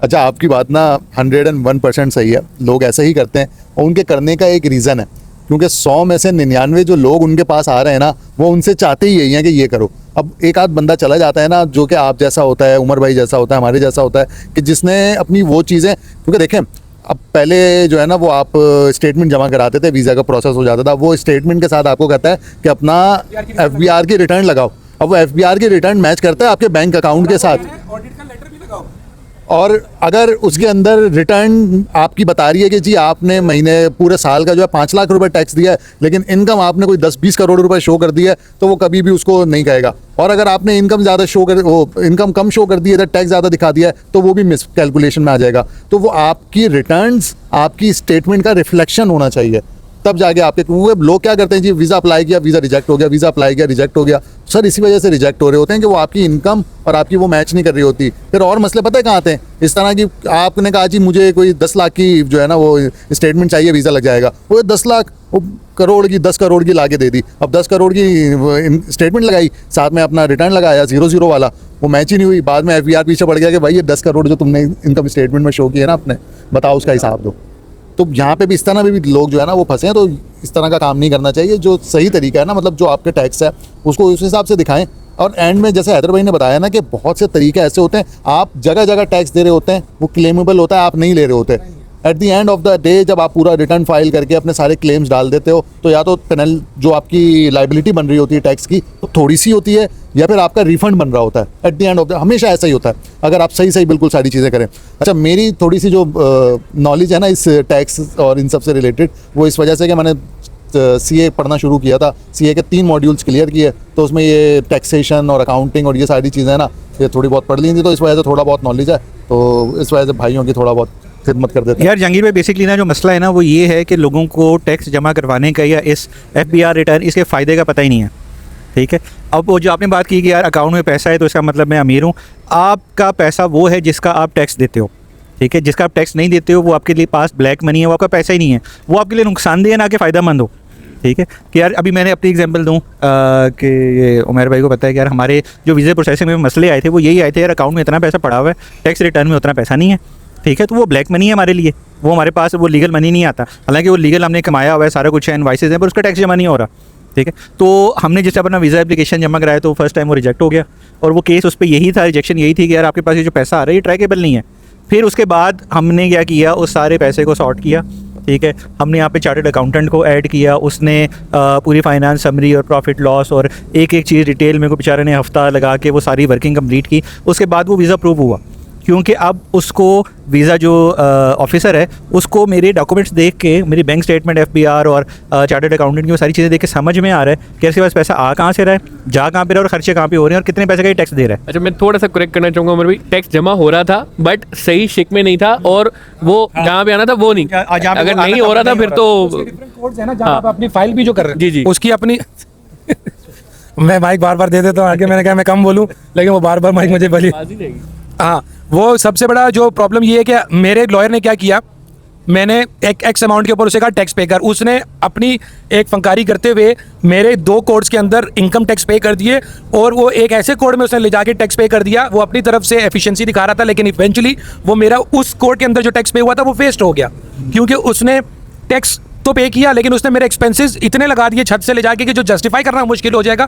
जब कभी आप वीज़ा अप्लाई करेंगे वो कहेंगे 100 रुपये कमाते हो, 80 रुपये एक्सपेंस है, तुम क्यों बाहर जा रहे हो यार, तुम्हारे पास तो 2 महीने के पैसे नहीं है सर्वाइव करने के लिए। तो वो ये करते हैं नॉर्मली, जो आपको ये 300, 500, 1000 रुपये में जो टैक्स रिटर्न फाइल करने वाले मिलते हैं ना, वो आपकी खाने पे भी कर देते हैं वो आपकी इनकम शो करते हैं 55,000 रुपये पर मंथ। ठीक है, 6 लाख रुपये आपकी सालाना इनकम बन गई है, 6 लाख के ऊपर कोई टैक्स नहीं है, 0 टैक्स। फिर जो आपके अकाउंट में सारा पैसा आ रहा है, कहते हैं यार ये तो खर्चे हैं, एक्सपेंसेस हैं। लेट्स सपोज आप 2 करोड़ रुपये महीने का कमा रहे हो और 55,000 रुपये आपने इनकम शो कराई है, बाकी सारा पैसा आपने शो कराया जी मैं सैलरी में दे रहा हूँ, रेंट में दे रहा हूँ, और प्रॉपर्टी एक्सपेंस है, बिजली का बिल इतना मेरा आ गया, और मैं सामान लेना कुछ भी है उसमें। ठीक है, तो आपने वो सारा खर्चा शो करवा दिया, एक्सपेंस शो करा दिया, अब आपके ऊपर टैक्स ही नहीं है।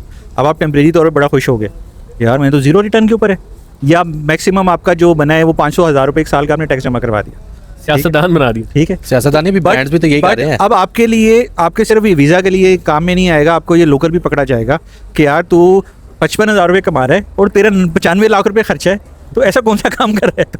ठीक है, ऐसा कौन सा बिजनेस चल रहा है और वो कितने टाइम से चल रहा है? क्योंकि देखो, हाँ, जिस तरह हैदर भाई हम एक सेशन में बैठे थे आतिफ साहब के साथ, जो CFO हैं लोग, उन्होंने बहुत डिटेल में ये सारी चीज़ें एक्सप्लेन की थी। हम एक दफ़ा वैसे दोबारा उनके साथ बैठेंगे। ठीक है, उन्होंने बहुत डिटेल में चीज़ें अपना उमर भाई ये चीज़ें की थी कि यार एक टाइम तक आपका खर्चा होता है, बिजनेस में इन्वेस्टमेंट होती है, एक टाइम तक आपके ये एक्सपेंसेस जस्टिफाई भी होती हैं। ठीक है, उसके बाद आपका कितना प्रॉफिट हो रहा है, कितना लॉस हो रहा है, अब वो चीज़ों को आइडेंटिफाई करना पड़ेगा। और जो पाकिस्तान का FBR है जिसमें आप बता रहे हो, अभी तक वो चीज़ें अप्लाई नहीं हुई, मेरा ख्याल से अगले 2-3 साल में वो इतनी ज़्यादा स्टिक हो जाएंगी ना कि जो टैक्स चोर है उसके पास भागने का रास्ता नहीं होगा कि वो कहाँ से अपना टैक्स बचाए, अब उसको मजबूरन टैक्स देना पड़ेगा। मेरा ख्याल है कि ये 2-3 चीज़ों की बड़ी ज़रूरत है, जैसे आपने भी मेंशन किया यार, एक तो अवेयरनेस की बड़ी ज़रूरत है, दूसरा बेनिफिट्स की बड़ी ज़रूरत है।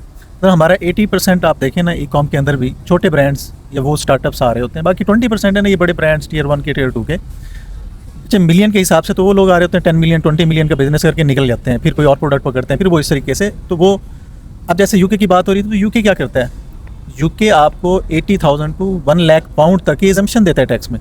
तो हमारे यहाँ कहाँ पे बेनिफिट है, आप देना शुरू करें लोगों को। सर है बेनिफिट्स, हमें पता नहीं है। 90,000 तो अवेयरनेस की फिर ज़रूरत है, अवेयरनेस की ज़रूरत है। अगर एक औरत अगर इनकम टैक्स, सॉरी, आपके पास है ना इनकम टैक्स के लिए, अगर आप 6 लाख रुपए सालाना कमाते हो तो कोई टैक्स नहीं है। इसी तरह यूके में 60,000 पाउंड तक टैक्स नहीं, लेकिन उसके बाद 90,000। अच्छा मैं बताता हूँ आपको ना, ये कहना क्या चाह रहे हैं, बिल्कुल सही बात है इनकी। वो ये है कि देखो टैक्स देना हमें मसला नहीं है, लेकिन उसकी अवेयरनेस होनी चाहिए। लेकिन शायद वो इसलिए भी नहीं है फ़हीम भाई कि आज तक टैक्स सही लगे ही नहीं, अब लगना स्टार्ट हो रहे हैं, और उसको जो है ना उसके मेथड भी आ रहे हैं कि कैसे आपने करना है, किधर पार करना है। यार इवन आपको पता है कि अगर आप गाड़ी ले रहे हैं तो आप उसमें से टैक्स कितना बचा सकते हैं, बिजली के बिल दे रहे हैं उसमें से कितना बचा सकते हैं, पेट्रोल भरवा रहे हैं उसको किस तरह एडजस्ट कर सकते हैं। मुझे अच्छे तरीके से याद है, वो उमर शहबाज साहब होते थे जो मेटा फिटनेस के भाई, वो अगर किसी रेस्टोरेंट के अंदर जाके खाना खाता था ना, उसकी स्लिप भी अपने पास रखता था, वहाँ पे दिया हुआ जो टैक्स है ना उसको भी वो अपने टैक्स रिटर्न के अंदर क्लेम कर रहा होता था। तो इस जस्ट अगेन वही बात है कि इसकी अवेयरनेस लेने की भी ज़रूरत है, इसको समझने की भी ज़रूरत है। बेनिफिट्स हैं, टैक्स रेट है वाकई है, ज़्यादा है, लेकिन उसको अवेल कैसे करना है, कम कैसे करना है, मैनेज कैसे करना है, इसके डिफरेंट टैक्टिक्स हैं। वो टैक्टिक्स कहाँ से आएंगे? हर रोड पे बैठे हुए लॉयर के पास ना जाएं, चार्टर्ड अकाउंटेंट्स के पास जाएं, उनसे सीखें। हम कोशिश करेंगे इंशाल्लाह एक डेडिकेटेड सेशन अगेन रखें, क्योंकि बाद सिर्फ टैक्सेशन भी हो रहे होंगे, इसमें CFOs को हम बुलाएंगे, चार्टर्ड अकाउंटेंट्स को बुलाएंगे जो आपको गाइडेंस दें। इस टाइम ये सब बात की डिस्कशन का मकसद इसलिए ये है कि आप लोगों को बता सकें इस वक्त जो ई-कॉमर्स के ऊपर टैक्स लगे हुए हैं ना, ये एक किस्म की मैं कहूँगा कि नेमत है। 18% टैक्स दे रहे थे कुछ ब्रांड्स, उस 18% को 2% फुल एंड फाइनल कर दिया हुआ है। सेल्स टैक्स 18% दे रहे थे कुछ ब्रांड्स को, 2% दे दिया हुआ है। वही 2% जो आप लोग काट रहे हैं as a sales tax, that is full and final. उसके ऊपर इसके अलावा कोई लायबिलिटी नहीं है, फर्दर टैक्स नहीं देना अगर किसी ब्रांड ने। तो ये तो बड़ी अच्छी एक नेमत है कि सिर्फ 2% टैक्स उस पर लगा हुआ है और ऑलरेडी कटवा रहे हो, चाहे आप चाहो ना चाहो, कोरियर आपका कर रहा है। उमेर भाई आपने बात की थी कि इट्स इलीगल, कि भाई वो रजिस्टर्ड नहीं है तो उसको, तो अब रजिस्ट्रेशन का जो उन्होंने क्राइटेरिया रख दिया ना, वो सिर्फ इवन इसका NTN बना हुआ है ID कार्ड वाला, वो रजिस्टर्ड है। तो बहुत सारे अभी भी आप देख रहे हैं कि ऐसा नहीं है कि किसी का 90% अभी भी नॉन रजिस्टर्ड ही है, काम चल रहा है उनका, उठा रहे हैं। कुछ कोरियर्स तो ऐसे भी हैं, आप तो चले माशाल्लाह वेल नोन है, कुछ कोरियर ऐसे भी हैं भाईजान वो कह रहे हैं कैश में काम करो, टैक्स वाला सीन ही नहीं है, मुझसे पैसे लो, ये कैश में। बीच में अच्छा बीच में थर्ड पार्टीज भी आ गई हैं, बीच में कुछ इस तरह आ गई हैं, वो क्या करती हैं कि वो ई-कॉमर्स की शिपमेंट ही डिक्लेयर नहीं करती। जब ई-कॉमर्स की शिपमेंट ही नहीं है फिर तो उस पर टैक्स ही नहीं है, तो आप कैसे करोगे? तो वो बीच में एग्रीगेशन इस तरह करके कराची वाली साइड पे वो ये 2% भी ख़त्म कर दिया। तो सोल्यूशन है हर चीज़ का, हर एक का कुछ खुद साख्ता सोल्यूशन है, लेकिन आपको ये बताएं कि हर चीज़ का बेनिफिट कैसे निकालना है उस पर आपने नज़र रखनी है, तो आप अपनी कॉस्ट को भी मैनेज कर सकेंगे, अपने फाइनेंशियल भी मेंटेन कर सकेंगे, and then in the end अपने वो रिक्वायरमेंट्स पूरी कर सकेंगे जिससे आप अपने ब्रांड का एक इमेज बना सकते हो, दिखा सकते हो कि भाई मैं ये सड़क पे स्टार्ट हुआ हुआ ब्रांड नहीं हूँ, मेरी एक ऑथेंटिसिटी है। मेरे से अगर आप प्रोडक्ट खरीदते हैं, मुझे प्री पेमेंट करते हैं, तो आपके पैसे कहीं फंसने नहीं वाले। पूरी क्लियर आपकी रिटर्न पॉलिसी क्या है, आपकी अदर पॉलिसी देखें। अगर कहीं पे भी मेटा पे कहीं पे अकाउंट बनता है ना, तो वो कहते हैं अपनी पॉलिसीज़ का लिंक मुझे भेजो, तो मैं आपका पिक्सल इंटीग्रेट करूंगा, तो मैं आपका वेबसाइट पे फर्दर कैपी जो है वो इंस्टॉल करूंगा। अगर आप मुझे पॉलिसी, वो चाहे उसके अंदर आपने जो बकवास लिखी हुई हो, लेकिन वो पेज जरूर होना चाहिए। ये बिल्कुल आपकी बात सही है। देखें फिर वहीं पे बात आ जाती है कि हमें अवेयरनेस देनी है। अगर हम एंड यूजर को अवेयरनेस देते हैं कि भाई अगर आप प्रीपेड पेमेंट देते हैं, तो अगर आपके पास पैसे हैं और आपने जेन्युइन परचेज किया है एक पार्सल, ठीक है, तो भाई आप प्रीपेड पेमेंट कर दें, उससे आपको बहुत सारे हैसल लेस हो जाते हैं। सबसे पहले जैसे आप क्रेडिट कार्ड से पे करेंगे, आप वीजा कार्ड मास्टर कार्ड की पॉलिसी में आ जाएंगे। आज मैंने अगर एक ब्रांड को पे किया 10,000 रुपये और पार्सल मंगा लिया, अब उसके अंदर से मुझे कोई भी प्रॉब्लम निकल आएगी, instead of going and approaching brand and instead of going and approaching courier companies, I can straight away file a case and email to Visa card, Mastercard और the particular bank कि भाई मुझे product नहीं मिला था, और उसके बाद वो वहाँ से मर्चेंट को डिडक्ट करके मुझे दे देंगे। अब आप ये देखें यूएस मार्केट में, इंटरनेशनल में, अगर आपकी वेबसाइट के ऊपर स्ट्राइप लगा हुआ है, आप 10-12% एक्स्ट्रा सेल कर रहे हैं, पेपाल लगा हुआ है 15-20% एक्स्ट्रा सेल कर रहे हैं। क्यों भाई? अगर आपके पास एक प्रोडक्ट वहाँ पे रिसीव हुआ और प्रोडक्ट के अंदर एक बटन भी अगर मिसिंग है और वो $500 का या $500 का भी प्रोडक्ट है, सीधा वो $500 आपको स्ट्राइप और पेपाल रिफंड करवा देता है। तो और फिर आपने जो दूसरे बेनिफिट्स बताए कि हम आपको 5% डिस्काउंट देते हैं, आप प्रीपेड करते हैं, उसके ऊपर हमें भी फायदा है, आपको भी फायदा है। COD शिपमेंट के रेट ही सस्ते हैं, COD के कैश हैंडलिंग है, इंश्योरेंस है। हम आप लोग भी फंसे होते हैं यार, राइडर कभी कभी पैसे लेके भाग जाते हैं, वो आप लोगों के लिए लड़ा था। नॉन COD के तो रेट ही कम है, तो वो आप लोगों को भी बेनिफिट है, उनको भी बेनिफिट है, कस्टमर को भी बेनिफिट है। अच्छा एक चीज़ और मैं बताऊँ कि यकीन माने ये जो 2% वाली गनीमत है ना, इसका हमने इतना बेनिफिट लिया है। हमारे पास एक ब्रांड था, उससे पहले हम लोग उसका नहीं कर पा रहे थे, सेल्स टैक्स नहीं कर रहे, 18% देना एक बड़ा अजाब है। तो हम उसमें बहुत सारी चीज़ें ऐसी थी जो कि उसको रजिस्टर नहीं कर पा रहे थे। उसके अंदर प्री पेमेंट, अच्छा वो प्रोडक्ट ऐसी थी कि उसका प्री पेमेंट बहुत ज़रूरी था। और उसका कस्टमर ही वो था, वो कहता था यार मैंने क्रेडिट कार्ड से पेमेंट करनी है, बिकॉज एक सर्टन क्लास है जो कि करती ही पेमेंट वहाँ से, तो उसमें बड़ी प्रॉब्लम आती है। जब से ये 2% वाला आया, हमने रजिस्टर करवाया, 2% टैक्स दे रहे हैं और उसके अलावा हमें पेमेंट गेटवे भी लगे, आज अल्हम्दुलिल्लाह हमारे मसले मसाइल हल हो गए। तो ये एक बेनिफिट है, इसकी हर चीज़ नुकसानदेह नहीं होती, बड़े इसके फ़ायदे भी होते हैं। तो इस टाइम पे वो ब्रांड जो कि फंसे हुए हैं, ईजी पैसा, जैज़ कैश वगैरह इंटीग्रेट नहीं कर पा रहे हैं, आपको पेमेंट गेटवे चाहिए, हमारे पास मौजूद है, स्विच हमारे पास मौजूद है, पे फास्ट है, पे प्रो है, सारे मौजूद हैं। अगर किसी को कोई सपोर्ट चाहिए तो हम करते हैं, उसमें आप ईमेल हमें कर सकते हैं ecommercebetak@gmail.com पे। बहुत सारे लोग कह रहे थे यार हम रिप्लाई नहीं कर रहे, भाई रमजान में थोड़ा सा जरा टाइमिंग इस तरह की हुई हुई है, उसके लिए माजरत, लेकिन इंशाल्लाह इकट्ठी एकदम से बहुत जल्दी रिप्लाई चीज़ मैं यहाँ पे ऐड करना चाहूँगा, व्हाट्सएप पे लोग बहुत सारे लोग ना मुझे मैसेज कर रहे हैं, ठीक है? हर एक को कर रहे हैं। वो वलीद को देखे, पिछली बैठक अगर आप देखें ना, तो ये बंदा सिर्फ मोबाइल में था, वो अभी तक वो मोबाइल ने साइलेंट कर दिया। अच्छा एक रिक्वेस्ट है आप लोगों से, देखें अगर आप लोगों को मसला है किसी भी चीज़ में और कोई रहनुमाई चाहते हैं, किसी का नंबर चाहिए, किसी से कनेक्ट करवा दें, हमें कोई मसला नहीं किसी को कनेक्ट करवाने में, ठीक है? बट सिर्फ आपसे रिक्वेस्ट ये है कि यार अस्सलाम वालेकुम, हाउ आर यू, क्या हाल है, तबीयत ठीक है, रोज़े रख रहे हो, इस मैसेजेस को इग्नोर करें और जो टू द पॉइंट बात है ना, सिर्फ टू द पॉइंट बात लिख दें।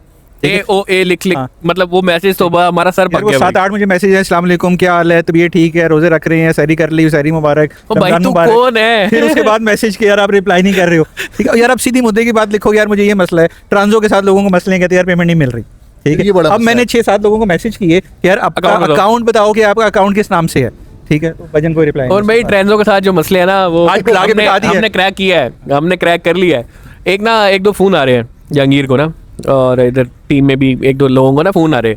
अच्छा वो जी आप इनको पार्सल नहीं दे रहे, आप उनको पार्सल क्यों दे रहे हैं, आप ये कर रहे हैं, अच्छा वो तो कंपनी बंद होने वाली है, वो तो जी सैलरी टाइम पे नहीं दे रही। हम कहें यार इधर उमैर रशद उम्रे पे जा रहा है, पार्सल हमारे डबरदब जा रहे हैं, पहले 88% डिलीवरी रेशो आ रहा था, 94% हो गया, ये कह रहे हैं सैलरी नहीं दे रहे, ये कह रहे हैं जिन्हें कंपनी बंद हो रही है, ये हो रही वो हो रही है। भाई कुछ कंपनियों को जिनकी नींदें इन्होंने आगे हराम की है, जिनके लिए स्टैंडर्ड ये सेट कर रहे हैं, उनके पेटों में मरोड़ पड़ रहे हैं, ठीक है? लोग कहते हैं कि जी उमैर रशद साहब को जी इंडस्ट्री में बेनिफिट दे रहे हैं, भाई जो काम अच्छा करेगा उसको क्यों बेनिफिट नहीं देंगे? ये वो बंदा है 4 महीने मिन्नतें करता रहा, मेरा अकाउंट लगाओ, हमने नहीं लगाया जब तक मार्केट में इसने आके अपना पाँव नहीं जमाया, जब जमाया तो फिर हमने इसको दिए और मेरिट पे। और आप इससे पूछे अभी बैठक स्टार्ट होने से पहले हमारी टीम वाले ने इसका सर खाया हुआ है कि भाईजान ये वाला पार्सल इधर नहीं इधर पहुंचा हुआ है, उठ के गया था ना ये। यार मेरी ये रिक्वेस्ट है पूरी इंडस्ट्री से कि यार आप जो है ना ट्रांसो को नहीं, आप हर उस स्टार्टअप को सपोर्ट करें। आज एक स्टार्टअप के फाउंडर होने के बाद मुझे बात समझ आई है कि स्टार्टअप्स क्यों फेल होते हैं, स्टार्टअप्स को हम इवॉल्व नहीं होने देते हैं। हम पता नहीं यार किस किस्म की हम कौम बन चुके हुए, हम क्रिटिसिज्म पे आ चुके हुए। मैं बैठक स्टार्ट होने से पहले जहांगीर से बात कर रहा था, मैंने कहा यार एक बात बता, हम दोस्त हैं, भाई हैं, हम साथ उठते बैठते हैं, we know each other for 10 years 15 years, but आज दिन तक मैंने ना हैदर को तो मैंने आज दिन तक कॉल भी नहीं की, मैंने जहांगीर को आज दिन तक कॉल नहीं की कि यार हमें बिजनेस दो। और इवन जब हमने ट्रांसो बनाया था, एक दफ़ा मैंने हैदर को पिच किया, हैदर ने बोला यार जब टाइम आएगा we will look into it. इसी तरह मुझे बड़े बड़े ब्रांड्स ने कहा था जब टाइम आएगा we will look into it. जब टाइम आया तो उसके बाद हमें अपॉर्चुनिटी मिली, आज हम काम कर रहे हैं, हम अपनी पेमेंट्स दे रहे हैं। मुझे उमर भाई ने, मैं उम्र पे था, उमर भाई ने मुझे एक स्क्रीनशॉट भेजा, यार ये बंदा कह रहा है ट्रांसो ने पेमेंट नहीं दी। मैंने कहा this is very important for me to know who is not being paid, please tell him give me the accounts. I never told him to delete the comment. मैंने बोला यार मुझे उस बंदे का ब्रांड का नाम चाहिए, मुझे नाम दो, मैंने पेमेंट नहीं की हुई होगी, मैं बताऊंगा, पेमेंट की हुई होगी मैं प्रूफ दूंगा। एंड लिटरली आज तक उसका जवाब नहीं आया। मजे की बात बताऊं, फेसबुक के ऊपर कमेंट था, ठीक है? मैंने इसको स्क्रीनशॉट भेजा, ये उम्रे पे था और इसने उसी टाइम मुझे वॉइस मैसेज किया, यार ये कौन है, अकाउंट नंबर दो, मैं अभी मसला सॉर्ट कराता हूँ, ये वो। ऑब्वियसली यार कंपनी की बदनामी होती है तो लोग डिटेल में नहीं जाते ना, लोगों को नज़र आ रहा है बस यार ये पैसे नहीं दे रहा तुझे निकाल दो इसको। अब मेरे भाई मैंने उस कमेंट के ऊपर जो नाम लिखा था उस पर क्लिक किया है, उसके ऊपर फेसबुक प्रोफाइल लगी हुई है, ठीक है? उस पर लिखा हुआ है कि जी वो 2 घंटे पहले अपलोड हुई है, नीचे कवर है वो 2 घंटे पहले अपलोड हुई है, कोई पोस्ट नहीं, कोई फ्रेंड नहीं, कुछ भी नहीं, मतलब इट्स अ न्यू प्रोफाइल। और शायद वो प्रोफाइल क्रिएट ही आपके लिए कमेंट करने। यार उमर भाई मैं आपको एक बात बताता हूँ, मैं ग्रुप का नाम नहीं लूंगा, इंडस्ट्री में एक बड़ा पुराना ग्रुप है, उस ग्रुप के अंदर जी मुझे टैग हुआ कोई रमज़ान से पहले और ट्रांसो पेमेंट नहीं दे रहा, शोर शराबा मचा, ठीक हो गया। उसके बाद मुझे दुख हुआ, मैंने उस बंदे को अप्रोच किया। अब उस बंदे की कंप्लेन क्या थी, मैंने ट्रांसो को 10 पार्सल दिए, 4 पार्सल मेरे डिलीवर हो गए, 6 पार्सल मेरे कराची में पड़े हुए, वो अभी डिलीवर नहीं हुए, तो मुझे ये डर है कि ये डिलीवर नहीं होंगे और जब ये वापस आएंगे तो आप मुझे इसका क्लेम नहीं देंगे। तो मैंने शोर डाल दिया, यार अल्लाह की कसम ऐसा हुआ है। मैंने कहा भाईजान यार आप पार्सल वापस आएगा, अगर वो SLA के अंदर KPI में फॉल नहीं किया, हमने ब्रीच किया, हम आपको पैसे देंगे, हम आपको नहीं देंगे, या हमने आपके कोई पैसे नहीं दिए, फिर आप जाएं जाके वहाँ पे करें। बाद में पता चला, मतलब मजीद में बोलना नहीं चाहता, बाद में पता चला कि उसको एक सेल्समैन जिसको मैंने टर्मिनेट किया था, उस सेल्समैन ने उसको बोला यार इस ग्रुप में जाके आप ये मैसेज करें और उमैर को टैग करें और ये हम बात करेंगे। यार कोई मसला नहीं, आप करें, लेकिन ये कुरान में मेरे रब ने लिखा है कि इज्जत और जिल्लत मेरे हाथ में, रिस्क मौत मेरे हाथ में। तो मेरे लिए मैं तो समझता हूँ कुछ लोगों का नाम काम करके होता है, कुछ लोगों का नाम बदनाम होके होता है। अब मेरे रब की मर्जी है कि उसने मुझे इज्जत देनी है, जिल्लत देनी है। But you know it's I am very disappointed in the community and fraternity of e-commerce that we are not supporting startups. मैं जब भी ई कॉमर्स का हेड भी था या मैं ब्रांड्स में जॉब भी की या किसी भी कंपनी में जॉब की, तो मैंने ढूंढ के स्टार्टअप्स को प्रमोट किया कि यार आपको चलना चाहिए, हमें स्टार्टअप को सपोर्ट करना चाहिए। आप किसी बंदे को सपोर्ट नहीं करें क्योंकि आप रिस्क नहीं दे रहे हैं। मैं अगर सैफायर, निशाद, खाड़ी, लाइमलाइट, स्टाइलो, इंसिग्निया, ये मुझे रिस्क नहीं दे रहा है, रिस्क मुझे मेरा रब दे रहा है। वसीला ये लोग बने हुए क्योंकि वो एक प्रोसेस, एक नॉर्म, इंसान पैदा होता है, बूढ़ा होता है, जवान होता है, फिर मरता है। लेकिन यार आप सपोर्ट तो करें, मेरिट पे बात करें, ठीक हो गया। बस लोगों को ये नजर आता है आज उमर और उमैर दोस्त हैं, हैदर और उमैर दोस्त हैं, काम मिला हुआ है। भाई दोस्त तो हम हैं, हमने पहले जिनको बनाया, फिर कॉम्फर्ट्स बनाया, फिर हमने ट्रांसो बनाया, मजीद और 3-4 प्रोडक्ट्स बनाएंगे तो भाई हम अपनी लॉबी में बेचेंगे ना। आज आप ये देखें कि कितने वीसीज हैं, वो क्यों इन्वेस्ट कर रहे हैं, वो बाहर नहीं इन्वेस्ट करते, वो अपनी जान पहचान वाली जगह पे इन्वेस्ट करते हैं, because this is how the whole world works. But that doesn't means कि मैं हैदर बैठ के डिसीजन ले रहा है कि उमैर है। क्यों भाई, मैं तो 5 शहरों में काम कर रहा हूँ, पूरे पाकिस्तान में जो कंपनीज काम कर रही हैं, क्या स्टाइलो, इंसिग्निया उनके साथ काम नहीं कर रहा, सैफायर नहीं कर रहा। और सबसे बड़ी अचीवमेंट ये है कि I would like to mention this कि Sapphire Retail Limited reached out to Transo and they got a feedback from Stylo, Insignia और मल्टीपल एथनिक आउटफिटर से भी उन्होंने कॉल करके पूछा हमें बताएं क्या मेथड्स हैं। मैं आपको सच्ची बात बताऊं, ब्रांड्स के साथ काम करना चाहिए। जो छोटे ब्रांड्स हैं ना, जिनको हम ब्रांड्स कह रहे हैं, ब्रांड्स नहीं है, इनका सिर्फ यही काम है। एक बंदा है, उसकी इनवॉइस अपलोड हुई है सुबह 10:01 के ऊपर, 10:02 पे वो फोन करके कह रहा है मेरे पैसे किधर हैं। यार सही है, आपका राइट है। एक बंदा है, उसकी 335 रुपये की इनवॉइस बन रही है, वो कह रहा है मेरे पैसे किधर हैं। यार एक प्रोसेस है, आपकी इनवॉइस क्रिएट हुई है, उसके बाद वो अप्रूव्ड हुई है, उसके बाद वो पे हुई है, उसके बाद वो सेटल हुई है। एक बंदे ने कंप्लेन की मुझे मेरे पैसे नहीं आए, फाइनेंस भेज चुका था, लेकिन वो अपना अकाउंट नहीं देख रहा है, वो ये देख रहा है मेरे पोर्टल पे सेटल है नहीं है। भाई पोर्टल पे मैं सेटल नहीं करूंगा जब तक कि मुझे बैंक स्टेटमेंट डाउनलोड करके प्रूफ नहीं मिलेगा ये पैसे जा चुके हुए हैं। मैंने एक पेमेंट की, स्टाइलो की, एक वेंडर की मैंने पेमेंट की, ठीक हो गया, तो मुझे अहमद भाई की कॉल आई, 1 हफ्ता लग गया, ठीक है, मैंने पैसे भेजे, वो इजी पैसा में नहीं गया, वो वापस आ गए, वो फिर मेरे पास आ गए, फिर उधर चले गए, मेरे पास आ गए, इसी तरह करते हुए 7 दिन निकल गए। But you people had patience, I paid, I gave the screenshot, but I didn't settle it, क्योंकि वो सेटल ही नहीं हुई थी ना, क्योंकि आपको मिली नहीं है। बहुत सारी ये जो है ना सारे प्रॉब्लम्स हैं, हमें स्टार्टअप को सपोर्ट करना चाहिए। मैं इसमें ना एक एग्जांपल शेयर करना चाहूँगा जहांगीर, बल्कि तुम्हें चाहूँगा कि तुम ज़रा बताओ कि वो एक कस्टमर था जिसने सोशल मीडिया पे एक स्टेटस लगाया, और अगर यही पुराने हमारे कुरियर होते तो हम कितना जलील होते कंपनी के आगे, एंड हाउ ट्रांसो सेव्ड अस। अच्छा, एक ना कस्टमर हमारे डायरेक्टली जो है ना सीईओ के पास आया कि सर ये तो देखें, मैंने ऑर्डर प्लेस किया, राइडर ने मुझे कॉल भी नहीं की और पार्सल भी रिटर्न कर दिया, और अब मेरे ना पैसे भी नहीं दे रहे हैं। अच्छा, सेठ के पास आती है ना इस तरह की चीज़ें, तो वो कहता है भाई तुम लोग तो काम क्या कर रहे हो, ये वो, और मेरे पास आई वो। अच्छा, सबसे पहले मैंने ये देखा कि यार ये पार्सल किस कोरियर से गया, तो पता चला जी वो ट्रांसो से गया, और ट्रांसो की फिर मैंने वो पूरी हिस्ट्री निकाली, तो उसमें लिखा हुआ था कि यार कस्टमर को कांटेक्ट किया, कांटेक्ट नॉट एस्टैब्लिश, कस्टमर को कांटेक्ट किया, कस्टमर ने रिफ्यूज़ कर दिया। मैंने उसी वक्त उमैर भाई को कॉल किया, मैंने कहा उमैर भाई ये आपका ना एक इस तरह से पार्सल है, आपने पोर्टल पे ये लिखा हुआ है, मुझे इसका प्रूफ चाहिए कि भाई कस्टमर को कॉल की, कांटेक्ट नहीं एस्टैब्लिश हुआ। उमैर भाई ने हार्डली कोई 5 मिनट लिए होंगे। मैं जहांगीर भाई आपकी बात काट रहा हूँ, मैं इसमें ऐड करता हूँ, ये शायद मैं स्क्रीनशॉट हैदर को या उमर को प्रोवाइड करूँगा। जुमेरात का दिन था, जनवरी 29 तारीख थी। जहांगीर ने मुझे मैसेज किया कि यार ये सीएन नंबर है, 2:46 पे, 2:48 के ऊपर मैंने उसको प्रूफ प्रोवाइड किए, 2:50 के ऊपर उसने मुझे बोला ओके यार Umair thank you very much. भाई हम काम कर रहे हैं ना स्टाइलो, इंसिग्निया के साथ और ब्रांड्स के साथ, हमें काम मिल रहा है। वो क्यों मिल रहा है कि मुझे इंडस्ट्री में कोई कुरियर दिखाए। सर ये कहानी पूरी होने दें, ये कहानी पूरी होने दें, बहुत मजे की कहानी है। अच्छा वो जी, अब आपने जैसे बताया कि आपने मुझे वो प्रूफ्स प्रोवाइड किया कि मैं आपने कॉल किया और सारा कुछ हुआ है, मैंने कहा चलें आपकी तरफ से कोई मसला नहीं है। फिर पार्सल आया, हमने फिर मैं अपने कस्टमर सर्विस वालों के पास गया, मैंने कहा यार तुम लोगों ने अभी तक रिफंड नहीं प्रोसेस किया, उसका कस्टमर शोर मचा रहा है। वो कह रहे हैं सर हमने तो रिफंड उसी दिन प्रोसेस कर दिया था, ये तो 1 महीने पुरानी बात है, आप 29 जनवरी की बात कर रहे हैं। कहते हैं 10 दिसंबर को रिफंड प्रोसेस हुआ है, 7 दिसंबर को कस्टमर ने कंप्लेन लॉन्च की थी, 10 को हमने रिफंड कर दिया। मैंने कहा उसका नंबर दो, मैंने नंबर निकाला, मैंने कहा हो सकता है इन्होंने रिफंड किया हो, पैसे ना गए हों कस्टमर को।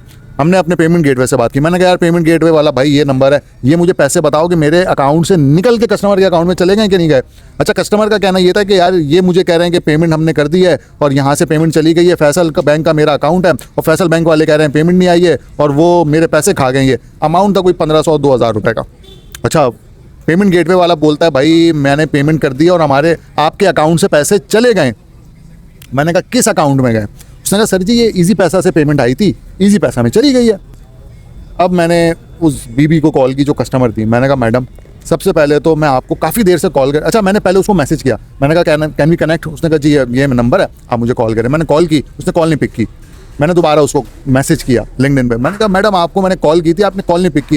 वो सॉरी वो मेरा प्रोफेशनल नंबर है, पर्सनल नंबर नहीं है, उस पर मैं कॉल नहीं पिक करती हूँ। मैंने कहा मैडम जिस नंबर पे आपने मेरी कॉल नहीं पिक की थी ना वही आपने ऑर्डर में दिया हुआ है। अच्छा इसीलिए मैंने राइडर की कॉल नहीं पिक की होगी, अच्छा सॉरी, हो जाता है। मैंने कहा madam I am really sorry कि आपको ये करना पड़ा। बाकी वो जो आपने पैसे थे ना वो आपने पेमेंट की थी इजी पैसा के थ्रू। जी मैंने इजी पैसा के थ्रू पेमेंट की थी। मैंने कहा जो हमारा मीडियम होता है ना जिससे पैसे आते हैं हम उसी मीडियम में वापस भेजते हैं, तो क्या आपने अपना इजी पैसा का अकाउंट चेक किया था? नहीं वो तो मैंने नहीं चेक किया। मैंने कहा मैडम प्लीज़ एक दफ़ा अकाउंट चेक करें, देखें पैसे आए नहीं आए। वो मैडम ने अकाउंट चेक किया, हाँ जी पैसे तो आ गए थे। कब गए? वो उसी तारीख के जिस तारीख की हमने उसको, वो मैडम का ये क्लेम कि मुझे राइडर ने कांटेक्ट नहीं किया, गलत। मैडम का ये क्लेम कि भाई मेरे पास पैसे नहीं आए, मुझे पैसे खा गए ये लोग, वो क्लेम भी गलत। तो एक एंड पे आपने हमें सेव किया, एक एंड पे हमने थोड़ी सी वो जो चीज़ की। तो अगर ये कोई और कोरियर होता ना और वो मुझे कॉल के रिकॉर्ड्स नहीं आते, मैं वहीं फंसा रहता कि यार कोरियर ने देखो। सर सवाल ही पैदा नहीं होता किसी और कोरियर कंपनी ने हमें ये रिकॉर्ड दे, वो छोड़ो यार, हमारा पार्सल गुम जाता है, उनके विसिनिटी से गायब होता है, उनके राइडर ने गायब किया हुआ है, वो आज तक ट्रेस नहीं होता कि भाई ये कहाँ गायब हुआ है, किस तरह गायब हुआ है, कौन सा कोरियर वाला था। हालांकि एक एक रूट पे इनके एक एक कोरियर, मतलब फॉर एग्जांपल अगर किसी का बैरियर टाउन का पार्सल है ना, तो बैरियर टाउन में एक या दो ही कोरियर है, उनको पता है कि यही लेके जाएंगे और कोई नहीं लेके जाएगा, वो इसको नहीं ट्रेस कर पाते। तो उमेर ने यहाँ पे अप्रिसिएशन हमारी जो बनती है, जो हम करना चाह रहे हैं, और आज हमने जिक्र भी इसलिए किया है कि उमेर आपने हमें 2 मिनट के अंदर प्रोवाइड किया। हमने ना सिर्फ वो मैनेजमेंट को दिखाया बल्कि कस्टमर को भी वहाँ पे दिखाया कि हर वक्त ब्रांड गलत नहीं होता, लेकिन हमारी आत्मा रुल जाती अगर यही कोई और कोरियर कंपनी वाला होता ना, तो प्रूव ही नहीं कर सकते थे सब। तो अभी उसको प्रूफ भी किया, फिर उसको दोबारा मैंने जब कॉल की ना उसने कॉल नहीं रिसीव की, तब मैंने उसको बताया भी, मैंने कहा देखें मैडम आपने जो ऑर्डर करते वक्त नंबर दिया था ना, तो कस्टमर से भी ये गुजारिश है कि जब आप ऑर्डर प्लेस कर रहे हो तो बराए मेहरबानी वो नंबर दिया करें जिस पर आप कॉल रिसीव करें, क्योंकि फिर आपको याद नहीं रहता। क्यों उनका ये कहना था कि मैंने चूँकि वो ऑटोफिल किया तो ऑटोफिल में वो नंबर था, तो वो नंबर आ गया, मुझे नहीं पता चला। तो चले जी फ्लोर खोलते हैं ऑडियंस के लिए। ऑडियंस पीछे बैठी है, सवाल उनके बहुत ज़्यादा गर्म होंगे और स्टार्ट करते हैं। सर पहले बताइएगा आपका नाम क्या है, ई कॉमर्स बैठक कहाँ से देख रहे हैं? बहुत बहुत शुक्रिया सबसे पहले यहाँ आने के लिए, और क्या क्वेश्चन है आपका, तो वो उम्मीद है इंशाल्लाह हम पूरी कोशिश करेंगे कि उसका अच्छा डिटेल जवाब। मेरा नाम मोहम्मद उमर है, मैं बहरिया से ही हूँ। सो मेरा फर्स्ट टाइम है फॉर जॉइनिंग द बैठक हियर हैदर भाई। I been a part of Lahore friends group which is WhatsApp. I was added by Owais as a तारी, तो इसलिए मैं I been in commerce as well, मैंने यूके का ई कॉमर्स किया हुआ है। So I have seen all this, क्या कहते हैं जो हम लोग डिस्कस कर रहे थे आज related to you know the deliveries and everything all this. इसमें जो मैंने पाकिस्तान में नोट किया, because I been born and brought up in UAE, I lived all my life, तो मेरा फ्रॉम 2018 टिल नाउ मैं तो यही कहूँगा कि mostly trans something you know something courier company which is new to me, because I never knew there was a transfer which existed, by the way, and that's good to know that's something new. क्योंकि you know हमारे mostly Pakistan में क्या होता है, there is MNP, there is Leopards, there is TCS and DH, बस यही चल रहा है for so many years.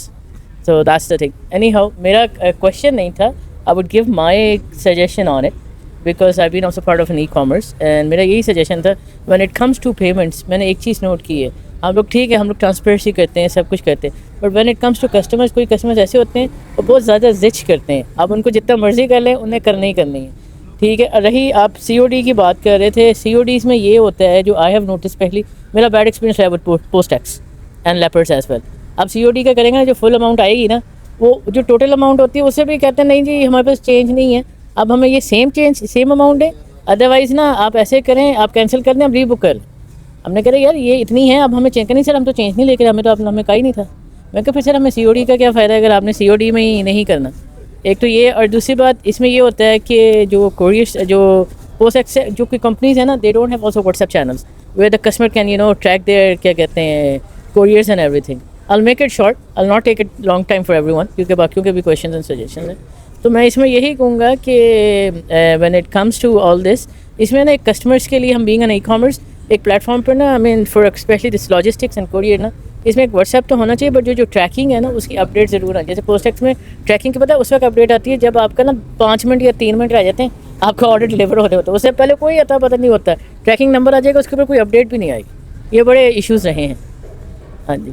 अच्छा, उसमें भी प्रॉब्लम आजकल क्या आ रही है, आपने बिल्कुल ठीक बात की, ऐसा होना चाहिए। देखें, इसकी ना एक कस्टमर ने भी हमारे लोगों ने भी फीडबैक किया, हम लोगों ने भी ये किया कि यार कोई ना e commerce specific courier company आज तक आई नहीं है।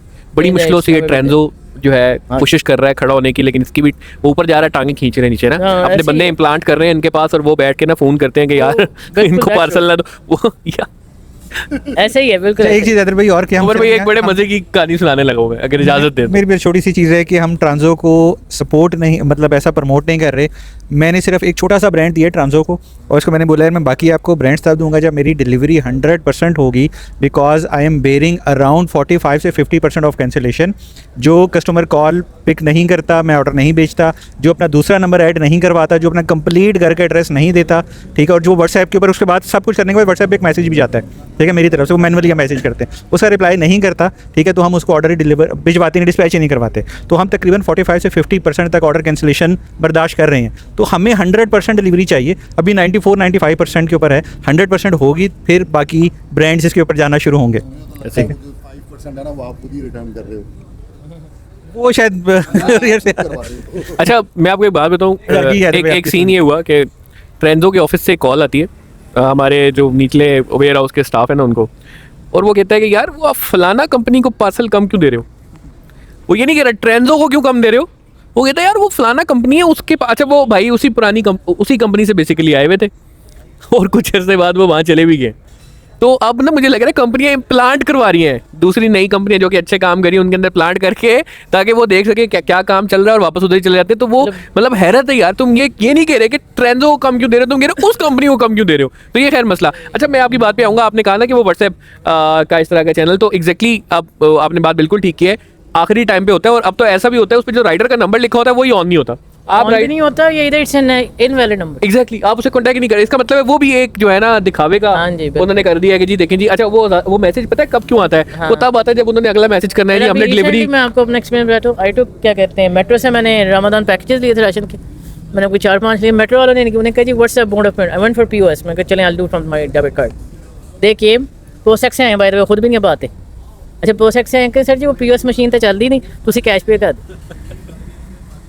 तो अब वो कर इसलिए रहे हैं ताकि नेक्स्ट मैसेज आपको आ सके, उसमें ये लिखा होगा जी we tried the delivery but आप लोगों ने रिफ्यूज कर दिया, या आप अवेलेबल नहीं थे, तो अब आप बताएं जी क्या करना है। आप दोबारा क्लिक करेंगे कि जी मुझे डिलीवरी दोबारा करवाओ, वो अगेन सेम मैसेज आएगा, अगले दिन वापस हो जाएगा, और जब तक आप खुद तंग आगे कहेंगे यार दफा हो जाओ, मुझे चाहिए ही नहीं। अच्छा, now being you guys being founding members of Transco, I mean I just have a quick question, जैसे हमारे इतने न्यू सेटअप्स हैं, स्टार्टअप्स हैं, I mean, उनको मतलब what is your marketing strategy e-commerce में, like how you can reach them out, क्योंकि I have seen 2-3 new companies who've been there, who've been like मतलब new startups हैं। मैंने पाकिस्तान में एक चीज़ नोट की है, लोग स्टार्टअप्स कर लेते हैं, e-commerce सब कुछ कर लेते हैं, but when it comes to proper running, वो हार्डली 1-2 साल चलता है, then it disappears just like a thin air। वो पता नहीं क्या वजह है, पता नहीं स्टेबिलिटी नहीं है, रूल्स नहीं है, क्या 2 साल आपने बहुत लंबा टाइम बता दिया। ठीक है, ये पिछली बैठक में बेसिकली हमारे बहुत डिटेल डिस्कशन हुई थी कि कोई भी स्टार्टअप स्टार्ट हो रहा है ना, उसके पास अपने नेक्स्ट डे का प्लान भी नहीं है।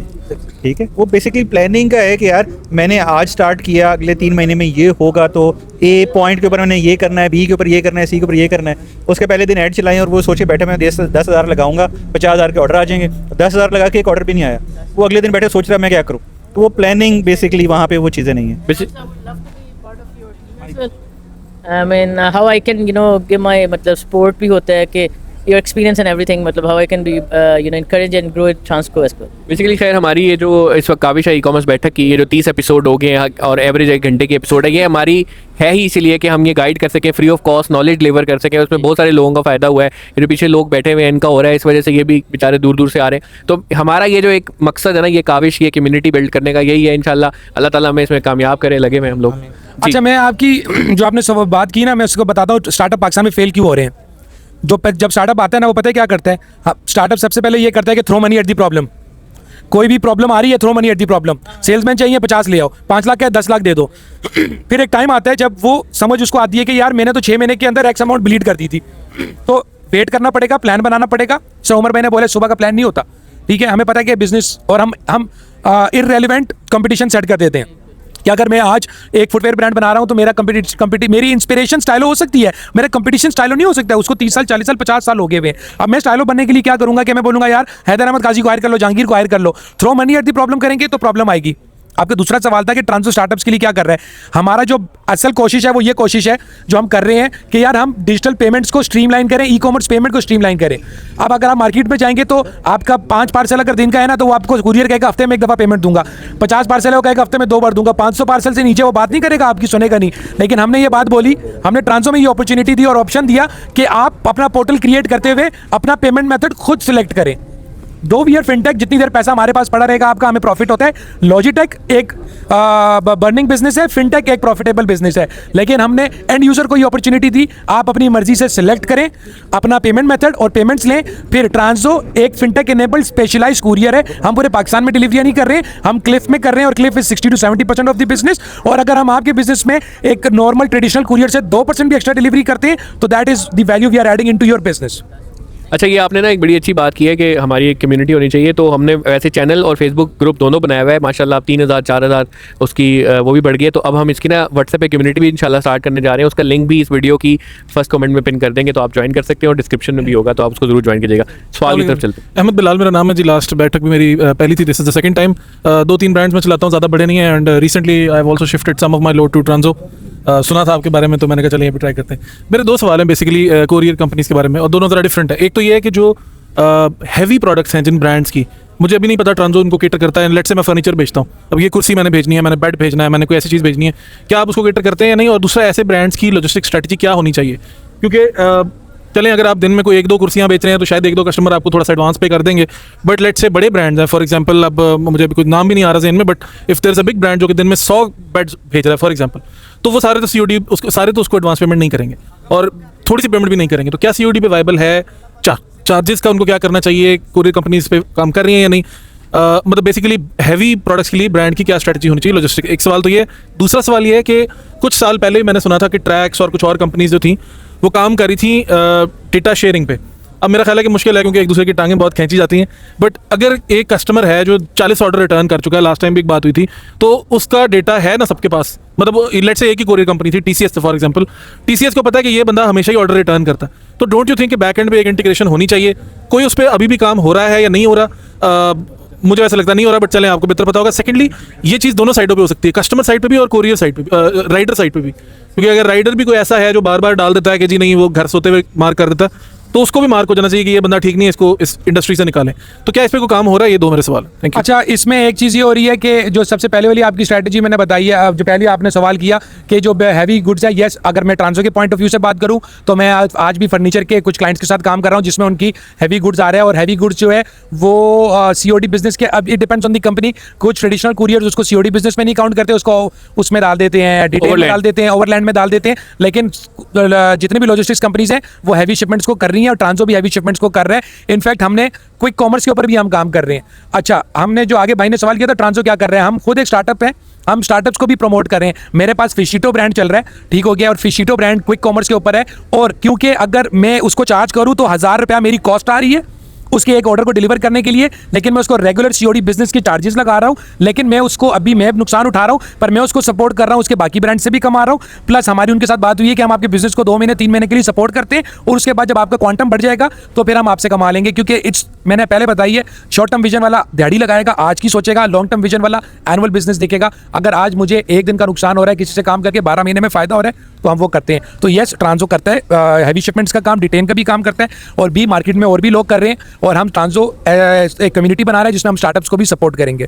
दूसरी जो आपकी बात है वो बेसिकली इनिशिएटिव उमर भाई ने लिया है ऑलरेडी, और उमर भाई इस चीज़ के ऊपर काम कर रहे हैं। 3 महीने पहले इन्होंने मेरे साथ डिस्कशन की थी, आई डोंट नो वो प्रोडक्ट कहाँ तक पहुंचा है। उमर भाई जो है वो एक प्रोडक्ट बना रहे हैं जिस प्रोडक्ट के अंदर आइडियल कस्टमर प्रोफाइल बनेगी कि इसकी प्रोबेबिलिटी क्या है। पर मार्केट में ये सर्विसेज OMS वगैरह भी दे रहे हैं अभी। और हाँ, ट्रांसो ने सबसे पहले ये काम किया कि हमने अपनी कम्युनिटी बनाई है, और हम राइडर्स के लिए तो सबसे पहले एक ऐप बना के बैठे हुए हैं जो भी हम किसी तरह लॉजिस्टिक्स फोरम के ऊपर पब्लिश करना चाह रहे हैं कि यार सबसे पहले अगर एक राइडर ने मेरे पास चोरी की है तो मैं उसके अंदर उसका डाटा पुट कर दूं, उसकी क्या तरीका, उसके प्रोफाइल बना के हम बता दें।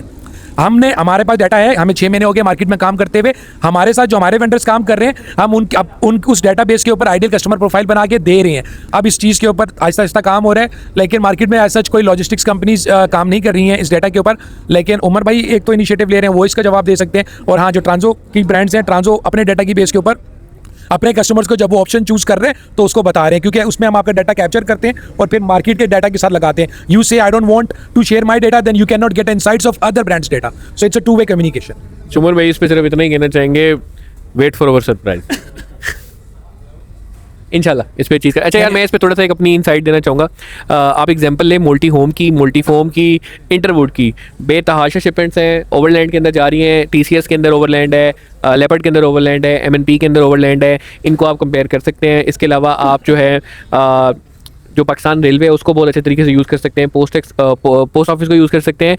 और इसके अलावा डेवू को बहुत अच्छे तरीके से इसको यूज़ कर सकते हैं. कुछ प्लगइन्स हैं वो आप इंस्टॉल कर लें. उसमें क्या होता है कि आपकी जो अमाउंट है वो पार्शियल पेमेंट्स में डिस्ट्रीब्यूट हो जाती है. फॉर एग्जांपल 20,000 की एक आइटम है तो वो कहता है कि 2,000 रुपये आप इसके पे कर दें, तो वो एक तो ऑर्डर भी कंफर्म हो जाएगा और उसकी पार्शियल पेमेंट भी आ जाएगी और आपको इतना पता होगा कि आपको उसने कर देना. एक एवरेज ऑलरेडी मेरे ख्याल उमर भाई ने बता दिया कि आजकल के हिसाब से एक बड़ी शिपमेंट का फर्नीचर का जो एवरेज कॉस्ट है वो 1,000 रुपये तक आता है. और ये वो कॉस्ट है, मैं जब मोटी फॉर्म में था तब 1,000 रुपये होती थी. अब 1,500 2,000 भी अगर आप कस्टमर को चार्ज करते हैं, you will be willing to give that. तो अच्छा, इस चीज़ का फ्यूचर बहुत ब्राइट है. अगर आप कस्टमाइजेबल फर्नीचर डिज़ाइन करके दे सकते हैं या भिजवा सकते हैं. अगर आप देखें भैया ये रोड पे जिस तरह फर्नीचर बड़े मुनासिब मिल रहे हैं, पूरे लाहौर में इस कीमत में नहीं मिल रहे होते हैं, तो वहाँ का डिज़ाइन आप कॉपी करके कहीं भिजवा रहे हैं, इसकी बहुत डिमांड है. बिकॉज मुल्तान के किसी एरिया में, भावलपुर के किसी एरिया में उस प्राइस पर वो चीज़ नहीं मिल रही, तो ये बहुत ज़्यादा इसका है. इंडिया की बहुत ज़्यादा केस स्टडीज़ हैं कुछ ब्रांड्स की, कैसे उसने वो फर्नीचर ऑनलाइन करके डिज़ाइन दे के वो घरों में डिलीवर करवा रहे हैं and they are earning like hell. तो बहुत ज़्यादा इसका पोटेंशियल है, बड़ी अच्छी डायरेक्शन के अंदर आप जा रहे हैं. नेक्स्ट क्वेश्चन की तरफ चलते हैं जी. अस्सलाम वालेकुम, मेरा नाम उस्मान मुगल है और मेरी फ़र्स्ट टाइम मैं इस बैठक में आया हूँ और मैं डे फर्स्ट से आपके एपिसोड्स वगैरह देख रहा हूँ और काफ़ी चीज़ें जो हैं वो मेरे कस्टमर्स के लिए भी हेल्पफुल होती हैं, मेरे लिए भी हेल्पफुल होती हैं. अच्छा, मेरे क्वेश्चंस कुछ 2-3 क्वेश्चंस हैं मेरे. फर्स्ट क्वेश्चन ये है कि जैसे कि कोई एवरी पर्सन चाहता है कि जॉब पर्सन ये चाह रहा होता है कि मैं अपना कोई ऑनलाइन काम स्टार्ट करूं, ठीक है, या फिर मैं अपनी एक स्किल सीख के अपनी एजेंसी स्टार्ट कर लूं, या फिर मैं अपने कोई भी प्रोडक्ट लॉन्च करके उसके ऊपर मैं काम स्टार्ट कर लूं. तो इस फॉर एग्जांपल कोई ऐसा पर्सन है जो कहता है कि मैं अपनी कोई प्रोडक्ट लॉन्च करता हूँ, ठीक है, जो मार्केट के अंदर सबसे ज़्यादा है, अपैरल्स का काम बहुत ज़्यादा है, मेंस वुमेंस वेयर का बहुत ज़्यादा काम है और यहाँ फूड का काम है, तो हम लोग बेसिकली अपैरल्स के अंदर आ जाते हैं. तो कोई एक प्रोडक्ट लॉन्च करने के लिए उसको कितना, एक तो टाइम रिक्वायर्ड है, ठीक है, सेकेंडली उसको कितनी इन्वेस्टमेंट रिक्वायर्ड है कि ताकि कस्टमर हमारे पास आते हैं. फॉर एग्जांपल मैं भी अपनी एक एजेंसी रन कर रहा हूँ, मेरे पास कस्टमर आता है, आके मेरे से डायरेक्टली ये क्वेश्चन करता है, कहता है कि मैं अपना एक ब्रांड लेकर आ रहा हूँ और मैं आप डेली का बजट कितना लगाएंगे, उसको मुझे सेल्स कितनी आएंगे, और ऑलरेडी मैं सेम ब्रांड पहले भी रन कर रहा हूँ लेकिन मेरे पास कोई क्वेश्चन नहीं है, उसका आंसर नहीं है, सॉरी, ठीक है. तो इस चीज़ के लिए कि कस्टमर को कितना टाइम वेट करना चाहिए अपने ब्रांड को स्केल करने के लिए और स्टार्टिंग में कितनी इन्वेस्टमेंट से वो बंदा अपना काम को स्टार्ट कर सकता है, ठीक है. एक सेकंड क्वेश्चन मेरा ये है कि 3 मॉडल्स हैं. एक मॉडल है ड्रॉप शिपिंग का मॉडल है, एक वाइट लेबल का मॉडल है, एक प्राइवेट लेबल का मॉडल है. इन तीनों मॉडल में से कौन सा ऐसा मॉडल है जिसके साथ एक इनिशियली कस्टमर्स कोई भी पर्सन स्टार्ट करे, ठीक है, और स्टेप बाय स्टेप आगे जा सके, ठीक है. और बाकी इसके बाद मैं नेक्स्ट क्वेश्चन करता हूँ. 3 सवाल हैं. सबसे पहला सवाल है, और भी उसका जवाब आप बहुत अच्छा दे सकते हैं, कि एक ब्रांड है कितने से स्टार्ट हो सकता है जी ई-कॉमर्स का? यार देखें, 0 से भी स्टार्ट हो सकता है, 10 रुपये से भी स्टार्ट हो सकता है, 10 करोड़ से भी हो सकता है. आपका प्लान क्या है? ये सबसे ज़्यादा इंपॉर्टेंट चीज़ है कि आप किस कैटेगरी में जा रहे हो, आप किस प्लान से जा रहे हो, ठीक है. आपके पास टोटल पैसा कितना है, उसको आपने कितना पैसा इन्वेंट्री में डालना है, कितना पैसा आपने अपना ऑफिस सेटअप में डालना है, कितने पैसे आपने ऑपरेशन में डालने हैं, कितना पैसा टेक्नोलॉजी में डालना है, ठीक है. फिर बैकअप प्लान क्या है. लास्ट बैठक में एक बड़ा छोटा सा पॉइंट था जो कि शायद मेरे दिमाग को ना उसने बड़ा क्लिक किया था जहांगीर भाई. 10 लाख रुपए है ना, तो 2 लाख से ज़्यादा आपने इन्वेस्ट नहीं करना इन्वेंट्री के अंदर. आपके पास 4 ऑप्शंस और होंगी अगर पहली फेल हो जाती है, फेल होने वाले, ठीक है, कि आपने 10 लाख रुपए हैं, आपने बोला कि यार मैं ना 8 लाख इन्वेंट्री लेता हूँ और 2 लाख रुपए मार्केटिंग पे लगाऊंगा, टोटल 10 लाख हो गया और 10 लाख लगा के ना 50 लाख कमाऊंगा. बचने के चांसेस नहीं है. उसमें 100% चांसेस ऑफ फेलियर है.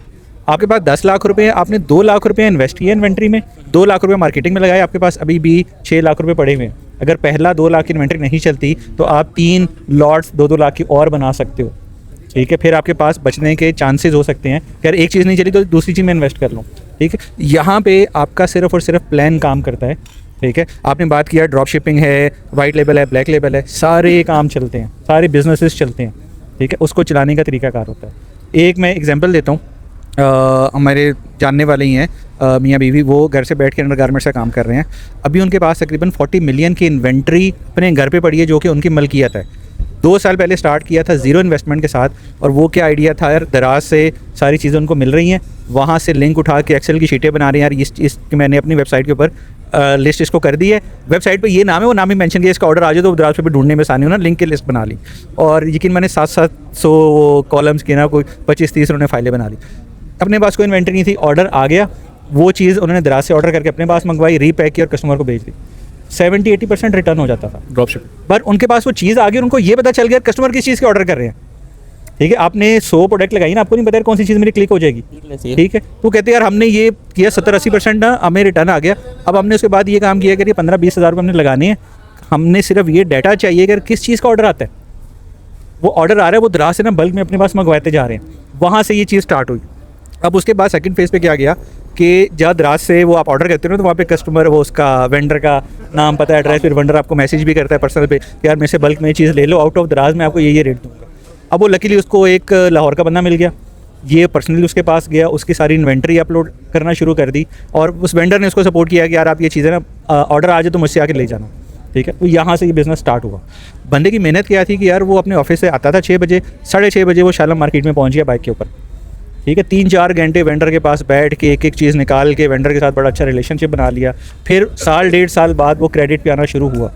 ठीक है, तब तक उसने अपनी इन्वेंट्री बहुत अच्छी खासी बना ली। जो ऑर्डर से मुझे पैसे आ रहे हैं मैं मार्केटिंग में लगा रहा हूँ और इन्वेंट्री खरीदता जा रहा हूँ। इन्वेंट्री कौन सी खरीद रहे हैं? जिसके ऑर्डर आ रहे हैं।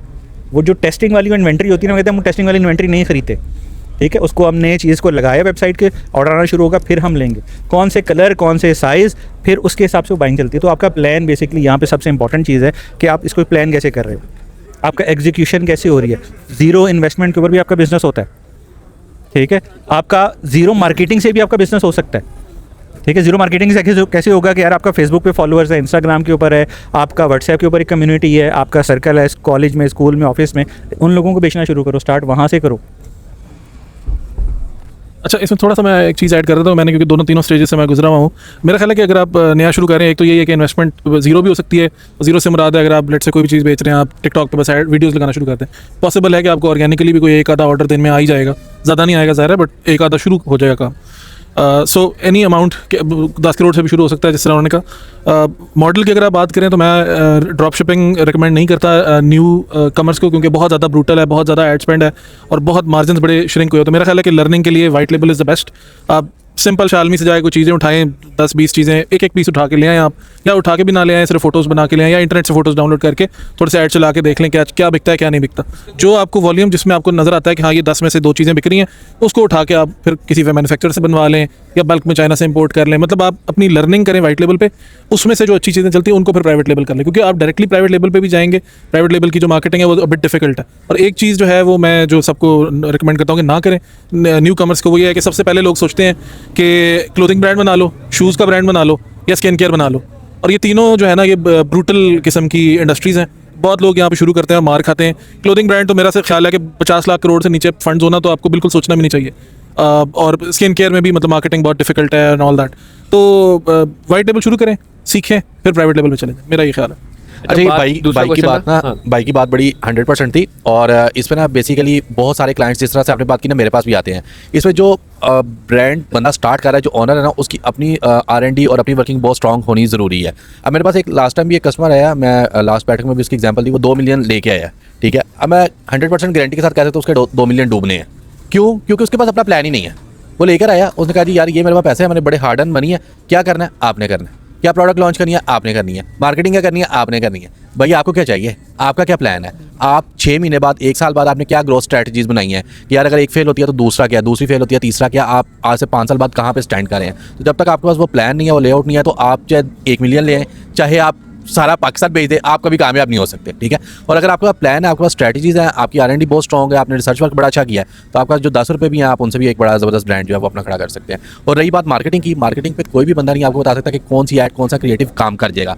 समटाइम आपका हाथ से लिखा हुआ भी क्रिएटिव काम कर जाता है, समटाइम आप बड़े इन्फ्लुएंसर्स के साथ भी जो है अपना बेड़ा गर्क करा लेते हैं। बिल्कुल ऐसी छोटी सी बात, इसमें कोई छोटी सी बात मैं एक ऐड करूँगा बस, और टाइम बिल्कुल हमारे पास, मतलब बैटरी खत्म हो रही है इसकी।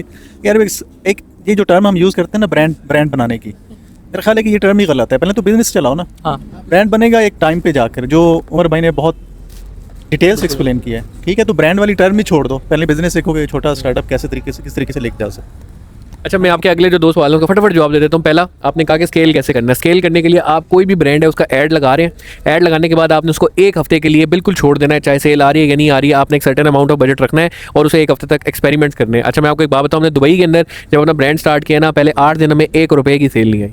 फिर हमने एक्सपेरिमेंट्स किए 8वें दिन जाके सेल गिरी है और उसके बाद 2 order, 3 order, 4 order, 5 order, 10 order, 12 order और स्टार्ट हो गए।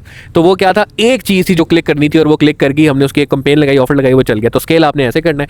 थर्डली, ऑलरेडी उन्होंने बड़ा अच्छा जवाब दे दिया, आपको स्टार्ट में वाइट लेवल से करना है, देन प्राइवेट लेवल की तरफ आए। ठीक है, नेक्स्ट क्वेश्चन। अस्सलाम वालेकुम जी, उमर भी मेरा आपसे सवाल है कि क्या हम जब अब ब्रांड स्टार्ट करते हैं, ठीक है, तो उसमें लाइक जिस तरह से ये बता रहे हैं कि आप 7 डेज़ के लिए उसको छोड़ दें, ठीक है, उसमें आप क्या सजेस्ट करेंगे कि क्या एक ही क्रिएटिव को हम लेके चले या फिर हम उनको लाइक चेंज करते रहें? लाइक इन केस अगर वीडियो है तो उसको हम पोस्ट कर दें, लाइक चेंज कर दें ना क्रिएटिव को, तो उसके हवाले से मतलब क्या करना चाहिए हमें?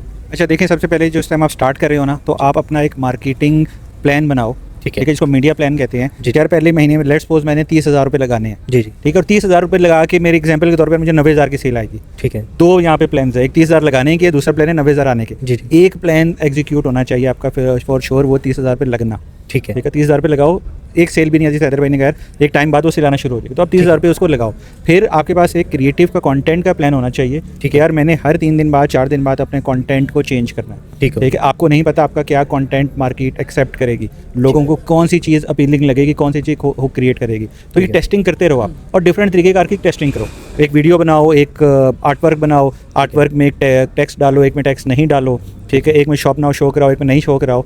हर ब्रांड की अपनी लर्निंग है, अपनी ऑडियंस है, अपनी ऑडियंस की हुक है। स्टाइलों पे ये आर्ट वर्क बिक रहा है तो मेरे पास ज़रूरी नहीं है कि यही सेम आर्ट वर्क कॉपी कर लो तो मेरे पास भी बिकेगा, ठीक है, आपकी क्योंकि अपनी ऑडियंस है, आपका फेसबुक पेज अपना है, आपके पिक्सल अपना है, तो आपकी उस ऑडियंस पे एक्सेप्टेंस क्या हो रही है, आपको वो फाइंड करना है स्टार्ट में। और सेकेंडली टिकटॉक एड्स के हवाले से अभी रिसेंटली सुनने में आया है कि पाकिस्तान में उन्होंने कर दिया, ऑन हो गया, तो उसका क्या सिनेरियो है, लाइक रिस्पॉन्स? यार एक छोटा बजट आप टिकटॉक के ऊपर लगाओ, ठीक है, टिकटॉक पे इस टाइम ऑडियंस आपकी मेच्योर नहीं है, तो रिटर्न और फेक और बेसिकली मैं इसमें एक चीज़ ऐड ऑन करना चाहूँगा। अभी तो उन्होंने कर दिया ना अलाउ, पहले जब अलाउ नहीं था तो मैंने भी कुछ चीज़ें टिकटॉक पे लाइक दिखता कुछ है, आगे जब आप रिसीव करते हैं कुछ होता है, ठीक है। एट दी एंड जो टिकटॉक पे मेरा पर्सनली एक्सपीरियंस जो है ना वो इतना अच्छा नहीं रहा। बेसिकली यहाँ पे जो एक्सपीरियंस होता है ना आपका कि आप किस वेबसाइट से जाके ऑर्डर प्लेस कर रहे हो, ठीक है, आप सिर्फ उसके फुटर पे जाके privacy policy, terms and condition, return exchange policy, सिर्फ ये 3-4 टर्म्स देख लो, अगर ये हैं उस पर क्या अंग्रेजी लिखी हुई है, क्या नंबर्स लिखे हुए हैं, आप उनके साथ कम्युनिकेट कर लो, आपको आइडिया हो जाएगा कि यार ये जो प्रोडक्ट है, ब्रांड है, ये इसकी वर्थ वैल्यू क्या है।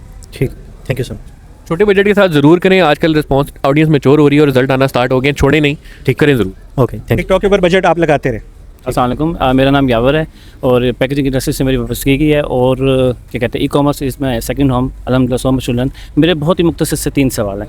इधर हूँ, पिछली दफ़ा भी जो कट गए। जी जी, मेरे ना मुख्तसर से 3 सवाल हैं, जैसे कि जो कि मेरा एक्सपीरियंस और नॉलेज है कि जो कॉटेज इंडस्ट्री है, सेल्स टैक्स में आने की रिक्वायरमेंट है उनकी 10 मिलियन एनुअल जो उनका टर्नओवर होता है। अब ऐसा बिजनेस किसी ऐसे ब्रांड का काम कर रहा है जो कि ऑलरेडी STR में रजिस्टर्ड है, तो वो कहते हैं जी आप ना हमें सेल्स टैक्स की इनवॉइस दें। अब वो पॉसिबल ही नहीं है क्योंकि सेल्स टैक्स में हम आ ही नहीं सकते। इस सिनेरियो में क्या हो सकता है, बिजनेस गिव अवे कर दें और गिव अप कर दें। सेकंड क्वेश्चन वो ये कि शॉपिफाई स्टोर के ऊपर मेरा जो पैकेजिंग का काम है उसमें मैं प्लेन बैग्स भी दे रहा हूँ, प्रिंटेड भी दे रहा हूँ। तो प्लेन बैग्स को तो चले मैं COD दे सकता हूँ कि वापस भी आ गए तो कोई बात नहीं, किसी और को दे दूँगा, लेकिन जो कस्टमाइज प्रिंटेड बैग्स हैं उसको अगर मैं प्रीपेड पेमेंट नहीं लेता तो और वो अगर मुझे रिटर्न हो जाए तो मेरा टोटल लॉस है क्योंकि वो ब्रांडिंग किसी की हो गई है, वो मैं यूज़ नहीं कर सकता। तो उसके लिए मैं शॉपिफाई पे क्या पेमेंट यूज़ कर सकता हूँ, गेटवे वगैरह। लास्ट ये कि मेरे जो 2 ही मॉड्यूल्स हैं, एक 25 किलो का एक बैग होता है जो 2 बाय 3 फीट का होता है मैक्सिमम, और दूसरा होता है 40 to 50 kg, ओवरलैंड है दोनों, और वो और अराउंड 2 फीट to 4 फीट उसका जो डायमेंशंस है वो मैं लोकल अड्डे के ऊपर उसको भेज के ऑल ओवर पाकिस्तान डिलीवरीज कर रहा हूँ। मुझे 5 से 7 रुपये भावलपुर, मुल्तान, पेशावर, आप कह लें रावलपिंडी मुझे चार्जेस पड़े हैं। अगर इसी को मैं जैसे ट्रेंजो है, फिनटेक है, मैं वहाँ लेके आता हूँ तो मुझे जो चार्जेस हैं वो इतने ही पड़ेंगे या इससे एक्सीड कर जाएंगे, मुझे वो सूटेबल रहेगा कि नहीं रहेगा। या जो लोकल अड्डा सिस्टम है, क्योंकि मेरा माल सुंदर स्टेट से जाता है सगियाँ अड्डा पे, वहाँ से फिर मैं ऑल ओवर पाकिस्तान डिलीवरीज कर रहा हूँ। अच्छा देखिए, पहला जो सवाल है ना उसका आंसर मैं नहीं कर सकता, थोड़ा सा फाइनेंशियल और टेक्निकल चीज़ है, तो ऑब्वियसली ये किसी CFO से या CA से हम इसको डिस्कस कर सकते हैं, वो आपको इसका सही जवाब दे सकता है कि आपका जो STN इनवॉइस है या वो किस तरीके कार से क्रिएट होगी।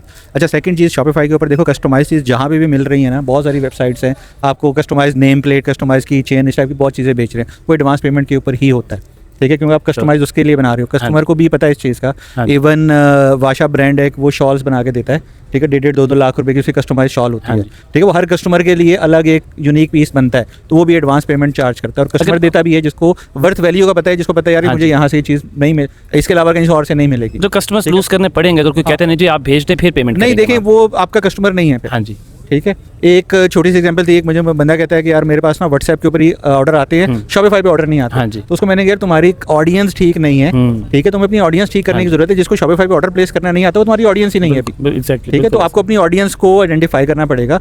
1000 बंदा ऐड देखता है तो 1000 के 1000 को आपका प्रोडक्ट नहीं हाँ चाहिए जी, होगा, हाँ जी। ठीक है, 1000 में से एक चाहिए होगा, तो बिल्कुल। ये कन्वर्जन रेट के हिसाब से आप अपना एक रेट और वो चीज़ें निकाल लेते हो। So true. ठीक है, तो पेमेंट गेटवे है, शॉपिफाई के ऊपर कुछ टूल्स हैं जो कि इसको आप यूटिलाइज कर हाँ सकते हो। तीसरा आपका जो सवाल था वो ट्रांजो से, कि आप वो ट्रांजो पे, जिसने हैदर भाई ने बात की थी कि यार 2-3 आपके अकाउंट होते हैं, हाँ COD जी। अकाउंट है, नॉन COD अकाउंट है, फिर ओवरनाइट है, हाँ जी। ओवरलैंड है, ठीक है, तो वो आप इनके साथ डिस्कशन कर लो कि इतना मेरा बल्क शिपमेंट है, इतना वेट है, इसके इन शहरों में क्या चार्जेस हाँ है। जी। तो ये आपको सोल्यूशन बेसिकली इस टाइप के जो B2B वाले काम होते हैं ना, वो कोरियर आपको कस्टमाइज सोल्यूशन बना के देते हैं, Yes। वो बड़ी इजीली आपको मिल जाएंगे। Sure sir. जी भाई, हैदर भाई और उमर भाई, मेरा क्वेश्चन फौरन तो नहीं फौरन है, मेरी एक सजेशन है बस छोटी सी, जी सर। कि जिस तरह आप स्टार्टअप्स को, ब्रांड ओनर्स को बुलाते हैं, तो एक डेडिकेटेड बैठक जो है वो डिजिटल मार्केटिंग एजेंसीज के साथ भी होनी चाहिए।